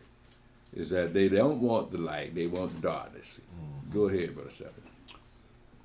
Isaiah chapter 8, verse 21. And they shall pass through it, hardly bestead and hungry. And it shall come to pass that when they shall be hungry, they shall fret themselves and curse their king and their God and look upward. And they shall look unto the earth and behold trouble and darkness, dimness of anguish, and they shall be driven to darkness. All right, Stephen, I'm going to stop right here and open up the floor for questions. Does anyone have any questions before we dismiss? The class, you had a little more to this last time we read it. The verse 16, is that the first time they mentioned disciples or? Now, look at the wording of it. It says, bind up the testimony and seal the law among my disciples. Isaiah did not have disciples. So who is this talking about disciples? The Mashiach disciples? Right. So seal the law among my disciples. Look what else it says here. And I will wait for Yahweh that hide his face from the house of Jacob, and I will look for him. So that's not talking about Isaiah. He's talking about a future tense, saying that I will wait for Yahweh, because up to that point he has hidden his face from his own people, and they didn't even realize it. They started keeping the law, but once they came out of Babylonian captivity, they started keeping the law, but it didn't change their heart. And so that Judaism that they started practicing was the last straw. And so Yahweh sent his only begotten son, but his son went and chose him disciples. He walked up to him and said, follow me. And they didn't ask him where or who are you and to do what. They asked him. They just dropped everything and just started following this man. So those will be his disciples. And really, when you look right at it, they couldn't help themselves. Because look who it is that's calling them. Like, they got a choice. Does anyone else have any questions? Yeah. You just said it just now about Christians got to believe that free will. There's no free will. There's no free will. Peter didn't have no free will. He even told the Messiah, get away from me, I'm a sinful man, master. He said, now I'm going to make you a fisher of men. Come and follow me. So, yeah, we had that brother up here, he was kind of a little bent on saying we have free will. He went back there and Moses said, if you do this, this is going to happen. That if don't mean you have free will. That was just a warning, am I right? Yeah, he didn't really understand that. Because how you going to have free will? This book has already been written. Like you say, we're trying to catch up to every word that's been written. You already know what we're going to do, so how you have free will? Right. And I always ask, if you got free will, why don't you stop people from dying? Why don't you stop yourself from dying? Right. You got that much power that you can control your own life. What the rest of your life goes in, no, you don't. You can't do that. But you got some people that believe that just because they got in the Constitution the freedom that white people have, they think that they got free will. No, they don't even have free will. So how are you going to have free will? You ain't looking at the whole picture. You don't ask questions as to why things are the way they are. It's not because of free will. It's Yahweh's will. Does anyone else have any questions? Yeah. When he was spoken to that young king, when Yahshua, that young king, prince, he went away crying. Well, he hadn't made a choice, right? Who? I mean, I think the young rich ruler that had. When they asked him about eternal life? Right. Yeah, what about him? So he was weeping for what? Weeping? Yeah. He didn't say he was weeping. I think it's, No, that's somebody else. That's He somebody. went away sorrowful. It wasn't Sorrowful. weeping. I took it that. I'm sorry, I He took went it away that. sorrowful. Okay. I took it like that. I'm sorry. Yeah. Well, he didn't have any choice. He valued his possessions more than his salvation. But the Mashiach offered it to him, though, didn't he? Yeah. He said, drop everything, sell everything you got, give it to the Lord, and come and follow me. You got treasures up in heaven. And that was a little far-fetched to him, because he had all these riches, and he's young, right? So driving around in the Bentley, and people got all the women watching him and everything, so he's not going to give that up. So he's still of the world, right? You see, the Mashiach said how hard it is for a rich man to enter into the kingdom of Elohim. Because they know, the Mashiach knew that rich people believe in their riches. All right? They don't believe in salvation. It's about their riches. Are there any more questions? Yeah, I just want to say, Joshua told our people, you can't serve Yahweh. Mm-hmm. You told them that, and we proof of it. Mm-hmm. Yeah. Yeah, but he still keeps coming out, though, don't he? Yeah. Yeah. Is there anything else? Anyone else? Okay, well, let's see what's on the chat here. Let's go over here.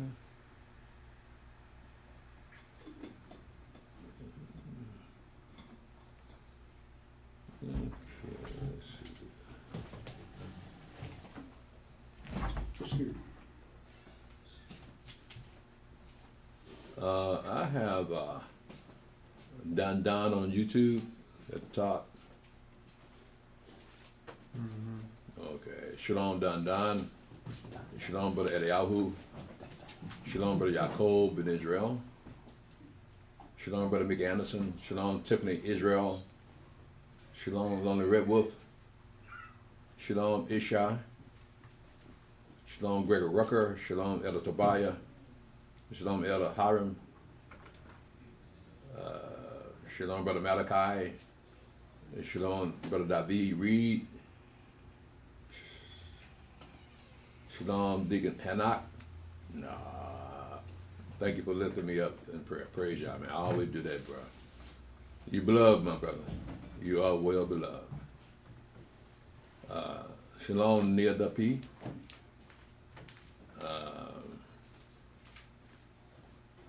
Shalom Susie Garman.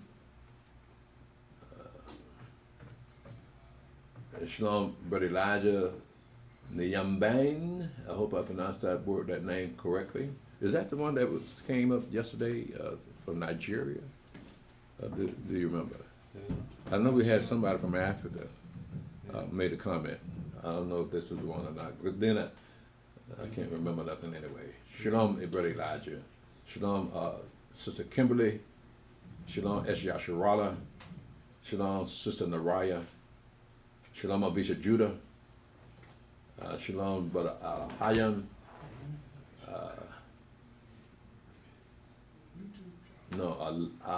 Alahaya. Shalom, Alahaya. No, that's Elder Alahayam. Okay, all right. Are you changing your name or what? Shalom, Elder Priest and Elder. Okay. There you go. Shalom, Elder Alahayam and Mother Malaka. Shalom, Elder Mick. Shalom, Shamayan Yasharala. Shalom, Brother Abraham. Shalom, Mother Marsha. Shalom, Sister Rochelle. Shalom, Yahweh Song. Shalom, Clarence Marks and Sister Yolita. Shalom, Brother Yosef in Israel. Shalom, Elwin. Shalom, Bun Gaden. Brother Hanak. Shalom, praise Yah. That was a beautiful breakdown of the branch of Isaiah 4 and 2 and Isaiah 5, 1, 7. Praise Yah, man. Shalom, Brother Benaiah. Shalom, Humble Roller. Humble Rollers, ATL. Shalom, Brother Herbert Moore. Shalom, Brother Adawan Ben Yasharala. Shalom, Sister Melinda Curry. Shalom, Brother Hodiah Ben Israel. I hate I missed you, man. But I had to go in the hospital that night on the second Passover. Shalom, Brother Benaiah. Black woman to nowadays call each other hoe, as in that's my hoe, meaning her partner. Also, the same goes for the female dog term. I call them Glorilla. Hey, Brother Benaiah, praise y'all, man. Y'all know a little bit more about this than me, but all I can do is see what my eyes and judge what my eyes are showing me, but also look beyond what my eyes show me. Shalom, Morning Crisp. Shalom, Thomas Miller. You're entitled to your own opinions, not your own truth. When you study history of doctrines and dogmas, 100 to 1600 AD, you all heretic. Run from this cult. No good place to the devil. Did you follow this person? I can't find this dude. I don't know where he come from. All right. Well, my suggestion to you is that if you find our doctrine so offensive, change the channel. Go and look at someone that agrees with what you agree with. You don't have to put up with us. So that's my advice to you. Shalom, Brother Al-Hayim, great class, Hanak.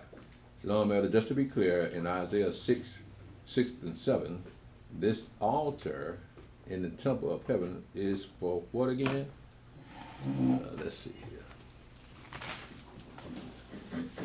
It says, then flew one of the seraphims unto me, having a live coal in his hand, which he had taken with the tongs from off the altar, and he took and laid it upon my mouth, and said, Lo, this that touched thy lips, and thy iniquity is taken away. Sorry. And thy sin and purge. Well, look at the scenario of the throne in heaven in the book of Revelation. And the throne in heaven resembles the Ark of the Covenant that we had on this earth. And if you remember, it says here, and it took, and he laid it upon my mouth, and lo, this has touched thy lips. Thy iniquity is taken away, and thy sin purged. So, if you notice, the law concerning the altar burnt offering, the altar burnt offering had to be burning all the time for the priests, the Levites, right? Well, let's look at that same scenario in Revelation.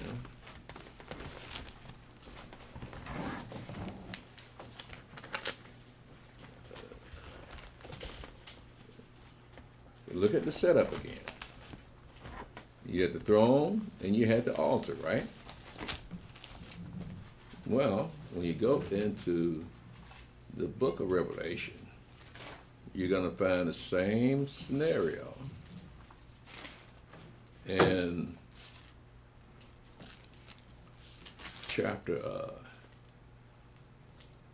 6 of Revelation. Now remember, they took a coal from the altar that was before the throne that Peter sat up on the throne, right? And this is Revelation 6 and verse 9. And we had opened the fifth seal. I saw under the altar the souls of them that were slain for the word of Elohim and for the testimony which they held. And they cried with a loud voice, saying, How long, O Yah, O Adonai, holy and true, dost thou not judge and avenge our blood on them that dwell on the earth? And white robes were given unto them, to every one of them, and it was said unto them that they should rest yet for a little season until their fellow servants also and their brethren that should be killed, as they were, should be fulfilled. So we're looking at the scenario like we got in Revelation chapter 4. It says, and after this I looked, verse 1, and behold, a door was opened in heaven, and the first voice which I heard was as it were of a trumpet talking with me, which said, Come up hither, and I will show thee things which must be hereafter. And immediately I was in the spirit, and behold, a throne was set in heaven, and one sat on the throne. And he that sat was to look upon as like a jasper and sardine stone, and there was a rainbow round about the throne in sight, like to an emerald. So we get the vision of John the Revelator is that he sees a throne set up in heaven, and also in that vision, if you notice, and for instance, in our reality here in on this earth, Yahweh had a tabernacle built for Himself. And in that tabernacle, he had the ark of the offering, a burnt offering, the altar burnt offering within that tabernacle. So that when the children of Israel want to make a sacrifice, they bring it to the priest at the door of the tabernacle, and he take that animal, and whatever the purpose of it was, he killed that animal and offer up on the altar burnt offering, which altar was supposed to be burning all the time. So again, that is before the Ark of the Covenant, which is Yahweh's throne on this earth, but he also had the altar burnt offering. So we got the same scenario in Isaiah chapter 6, when the seraphims took the coals off of that altar and put it on Isaiah's lips to burn away his unclean lips. All right, so that was all about. Yeah, but again, these are visions. All right, and you're not. This is a part of heaven you cannot see. Because you got white folks say we've been all over the universe. Well, how you miss God? So that's not the part of heaven we're talking about here. This is another part of heaven that is outside of the heaven that we're used to. So that's what he's referring to in Isaiah 6, verse 7 and 8, 6 and 7. Let's see, make sure that's it.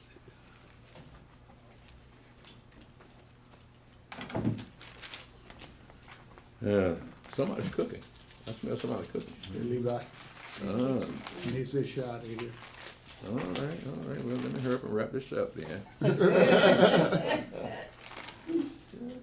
Yeah, that was what that was referring to in verse 6 and 7, Brother Hannock, that the altar in the temple of heaven is for what? Again, the sacrifice of Yahweh's people. All right, so that was what that altar in heaven was. As for the people that shed the blood for Yahweh. So that's what that altar was for. So they took the seraphims took the altar, the coals off the altar and burned the lips, the iniquity from Isaiah's lips. But the purpose of the altar is for the sacrifice, like we just read in Revelation chapter 6, the sacrifice of Yahweh's people that kept his word. Shalom, Julius Brown. Shalom, Mikael. Shalom, elder priests and saints. Before the transgression of Adam and Eve, were they in the flesh we're currently in today? Or was this flesh placed on after them after? Is our spiritual body possibly light? No, I don't think it's in the sense that you're referring to. I think you may be referring to the Mashiach's spiritual body. Now, he had a true spiritual body that did not require blood at his resurrection. Now, as far as we are concerned, we're dealing with total flesh. A spiritual body cannot be tempted of the devil. So we're tempted of the devil all the time because we are flesh. So we can't have a spiritual portion. The only spiritual thing that we have of Yahweh is the law. Right? So the law is spiritual, and the law is righteous, and the law is holy. So that is the thing that we have as far as holiness or spiritualness, as far as the things of the spirit. But we ourselves, we contend with the spirit, just like Jacob wrestled that angel all night, right? Well, that was the flesh and the spirit wrestling with each other. So we wrestle with the spirit all the time. We wrestle with the law all the time to keep from breaking the law, and we still break the law because we always lose the battle. That's what happened with Jacob and the angel. He lost the battle, but he got a blessing out of it first, right? Because a flesh cannot hurt anything spiritual because the spiritual cannot be hurt. But he wrestled with him anyway. So I ain't letting you go. So that's what we have to contend with. So we don't have a spiritual side to us, other than what Yahweh's given us. So let me make sure I understand what we got here. Before the transgression of Adam and Eve, were they in the flesh we're currently in today? Before the transgression? No. Because they did not know they were naked. Let me rephrase that. They were in the flesh, but they still did not know that they were naked. We're in the flesh, and we know that we are naked. So I'll make sure I understand the question. Before the transgression of Adam and Eve, were they in the flesh we're currently in today? Now I have to say no, because they hadn't sinned. But because of their sin, we inherited their sin. So yeah, we are flesh. We are in sinful flesh because of them. But before they sinned, they were not regular flesh, and they had the tree of life to eat from to sustain themselves. So we don't have the tree of life now. Good question though. Is our spiritual body possibly light? No, the light is the word. But we ourselves are being lightened by the word so that we are aware of what sin is. So that we won't fall into that trap of sinning out of ignorance. Yeah. It made me think about something earlier. So I understand the Mashiach's birth as well as being born to a virgin. Why is it considered we are born through sin and iniquity when people are married and they're not, I don't want to consider that sin, but is it sin because they pass through the woman? Why is that considered through iniquity? What happened to baby? Yeah, because when David told me I was born to, so Right. why Because is the negative of his mother. Yeah. Right? Iniquity would not be the best word to use, but Okay. lust Okay. would be a better word to use instead of iniquity. But you have to have lust in order to conceive. Okay.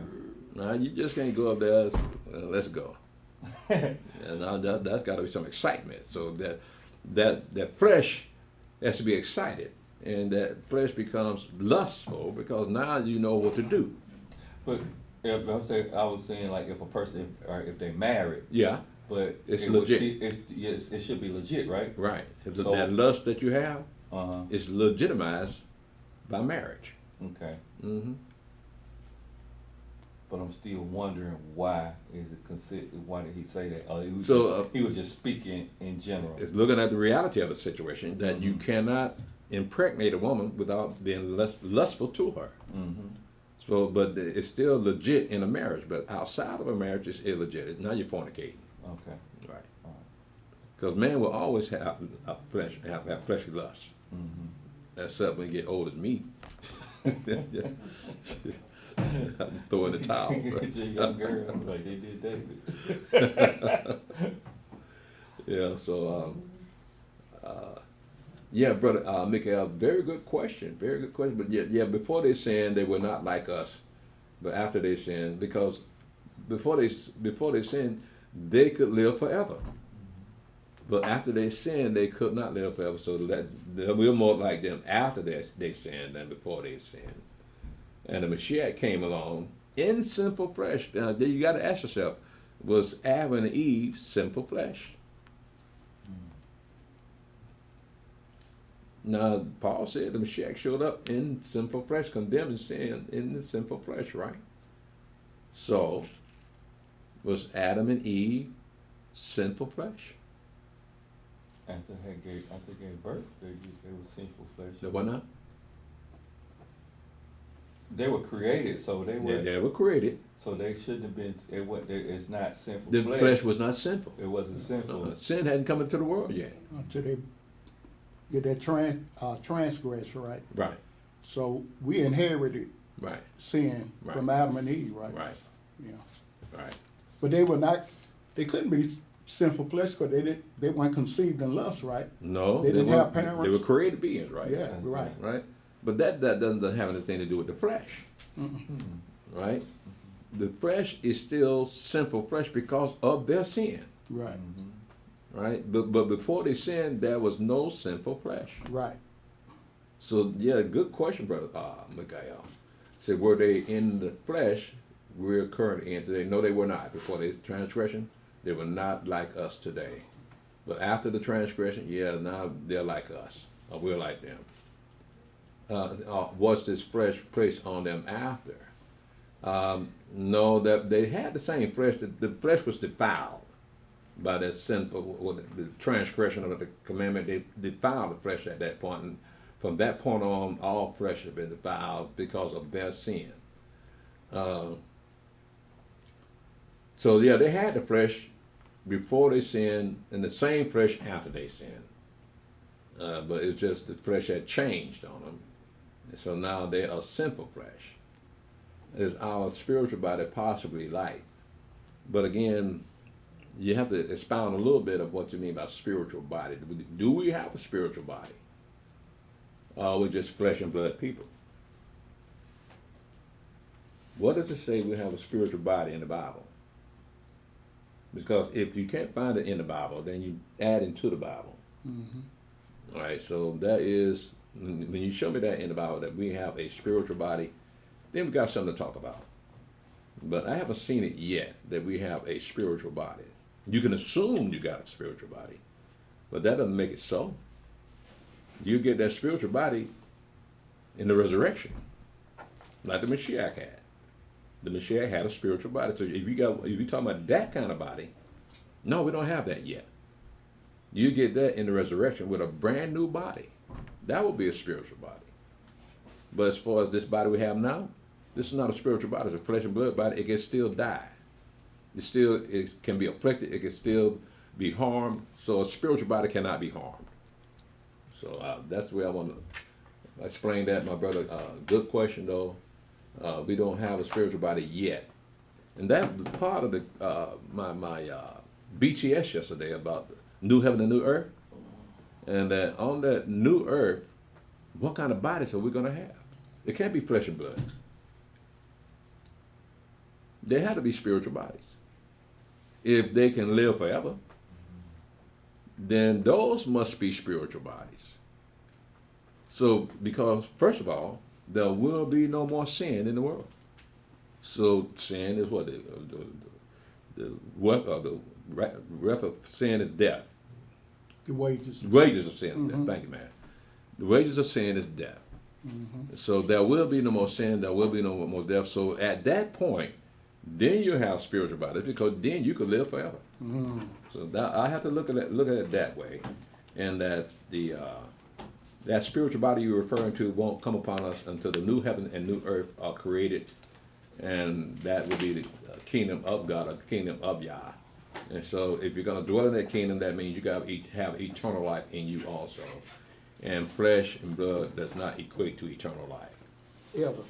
We'll live in peace forever, won't we? And on that new earth, we'll live in peace forever, right? But there won't be no gender. He said, I ain't gonna answer. I don't see any more questions on here. Good touch there. So let me go and get out of here for they call Cash Patel.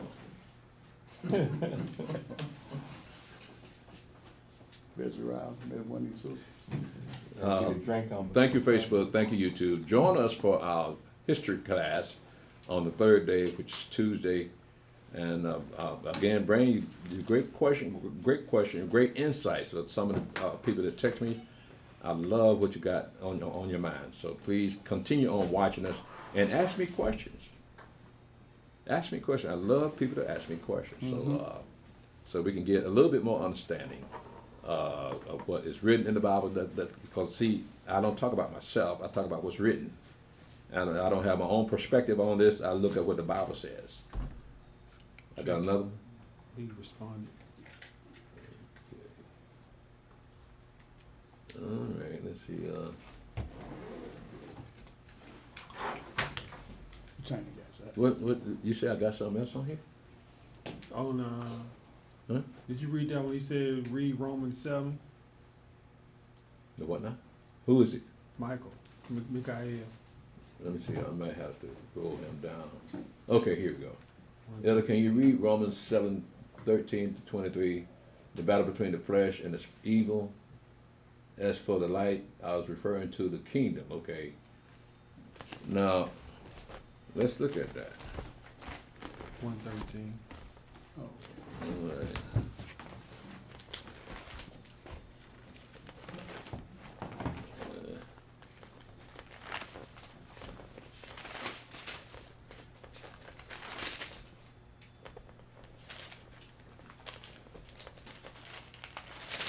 Okay, it says in Romans 7:13-23, it said, "Was then that which is good made death unto me? Elohim forbid.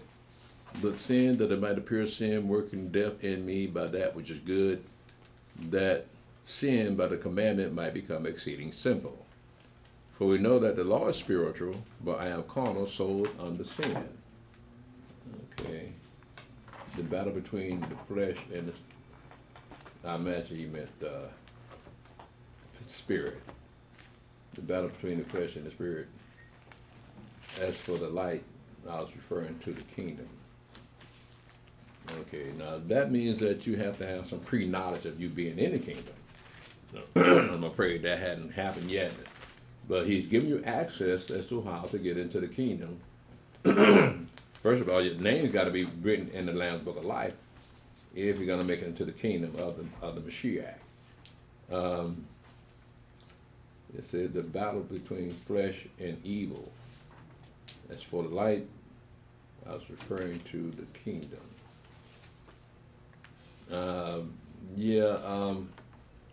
Well, I'll tell you what, let me continue on what we're seeing here with Paul.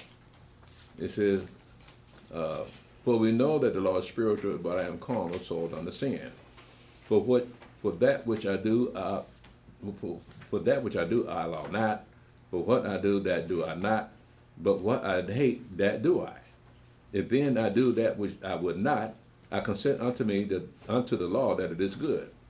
Now then, it is no more I that do it, but sin that dwelleth in me. For I know that in me, that is, in my flesh, dwelleth no good thing, for to will is present with me, but how to perform that which is good I find not. For the good that I would, I do not, but the evil which I would not, that I do. Mm-hmm. Now, if I do that I would not, it is no more I that do it, but sin that dwelleth in me. Mm-hmm. I find then a law that when I would do good, evil is present with me. For I delight in the law of Elohim after the inward man. But I see another law in my members, warring against the law of my mind, and bring me into the captivity of the law of sin, which is in my members. O wretched man that I am, who shall deliver me from the body of this death? I thank Elohim through Yahshua HaMashiach our Adonai. So then, with the mind I myself serve the law of Elohim, but the flesh the law of sin. He's just being real. Mm-hmm. All right, then you know that I'm flesh and blood. Even though I'm an apostle, I wrestle with this law too. So I'm doing things I know the law says I should not do. But I do them anyway. Mm-hmm. So he's no different from us. So there's no more you can add to that as far as the light is concerned. If you want to add that to the light, add to the word, the law is light. So as long as you're walking in the law, you're walking in the light. So are we considering predestination? Well, if you follow us, if you look in chapter 8 of Romans, that's what you're referring to. I picked this up in verse 28. And we know that all things work together for good to them that love Elohim, to them who are the called according to his purpose, for whom he did foreknow, he also did predestinate to be conformed to the image of his Son, that he might be the firstborn among many brethren. So, yeah, Paul is looking at a narrow vision of predestination, that some of us are predestined to be formed not only in this form of Adam, but also in the form of Mashiach. And that would be an image of the Mashiach. Okay, so we'll be in his image if you want to have eternal life. Right? You got to be predestined to be in his image. And all we have to be in his image is the record of his ministry in the Gospels and what the apostles said about him. So that is what we see. That it's the image of the Mashiach, because there are no pictures. So we're talking about the inner man, of the spirit that was in the Mashiach at the time of his ministry, and the spirit that was in the Mashiach after his resurrection. So we read about what he did during his ministry, and look at his doctrine, and look at his teachings, and look at how he reacted to people that were in doubt of him, and how he reacted to the people that believed in what he was saying. So we got to have that kind of mindset, and that's what he means when he says predestination. That we won't know that we were predestined until it come to pass. So all we can do is continue on in what we're doing, and hope that what we're doing is the right thing to do when it comes to being predestinated to be conformed into the image of his Son. All right, I got Jacob, wake up, the elder. I don't see anything else. That's it. All right. Well, again, good questions, Mikael. Good questions. I'm gonna go and cut it down now, cut it off now, and thank you for joining us. And join us for our history class next third day, which is Tuesday. So Yahweh bless you. Yahweh bless you, huh? The new moon, what is that one? Oh yeah, when is that? Is it 6 day? I think that's a 6 day. It's the 15th, that's. The 15th? Yeah, What day is that? Friday, yeah. that's a Friday, Friday night. So we're gonna have that's this coming Friday night, right? yeah. Okay, yeah, Fall one night on of Saturday. rehearsal. All right, well, that's coming Friday night. We have a new moon service. So we'd like to invite you out to watch our new moon service. We celebrate according to the law every month in our calendar year. All right. Again, thank you, Facebook. Thank you, YouTube. Yahweh bless you and keep you. Shalom. Holy Day this month too. Huh? Got the Holy Day this month. The holy days? Holy Day this month. Feast of Weeks. What day is that? Feast of Weeks. Feast of Weeks. 24. Feast of Weeks? 23rd. I thought we already did that. No, 23rd. So what's that? June what? Is it in June? No, it's May 23rd. May This 23rd. month? May what? May 23rd. 23rd. Who got that? That's Shabbat. After it's sundown Shabbat. that back Sabbath. huh? Who got that? I don't know. Okay, I can't even find my calendar. No. So, yeah, we got a Feast of Weeks coming up also. So I think again, that was in they June. have to remind me because I got so many things going on in my mind. So I have to remind you that we do have these holidays coming up. We got the feast, the new moon coming up, and then we got the Feast of Weeks coming up. They call it Pentecost in the Bible, but we go by what the law says. It's called the Feast of Weeks. But again, thank you, Facebook.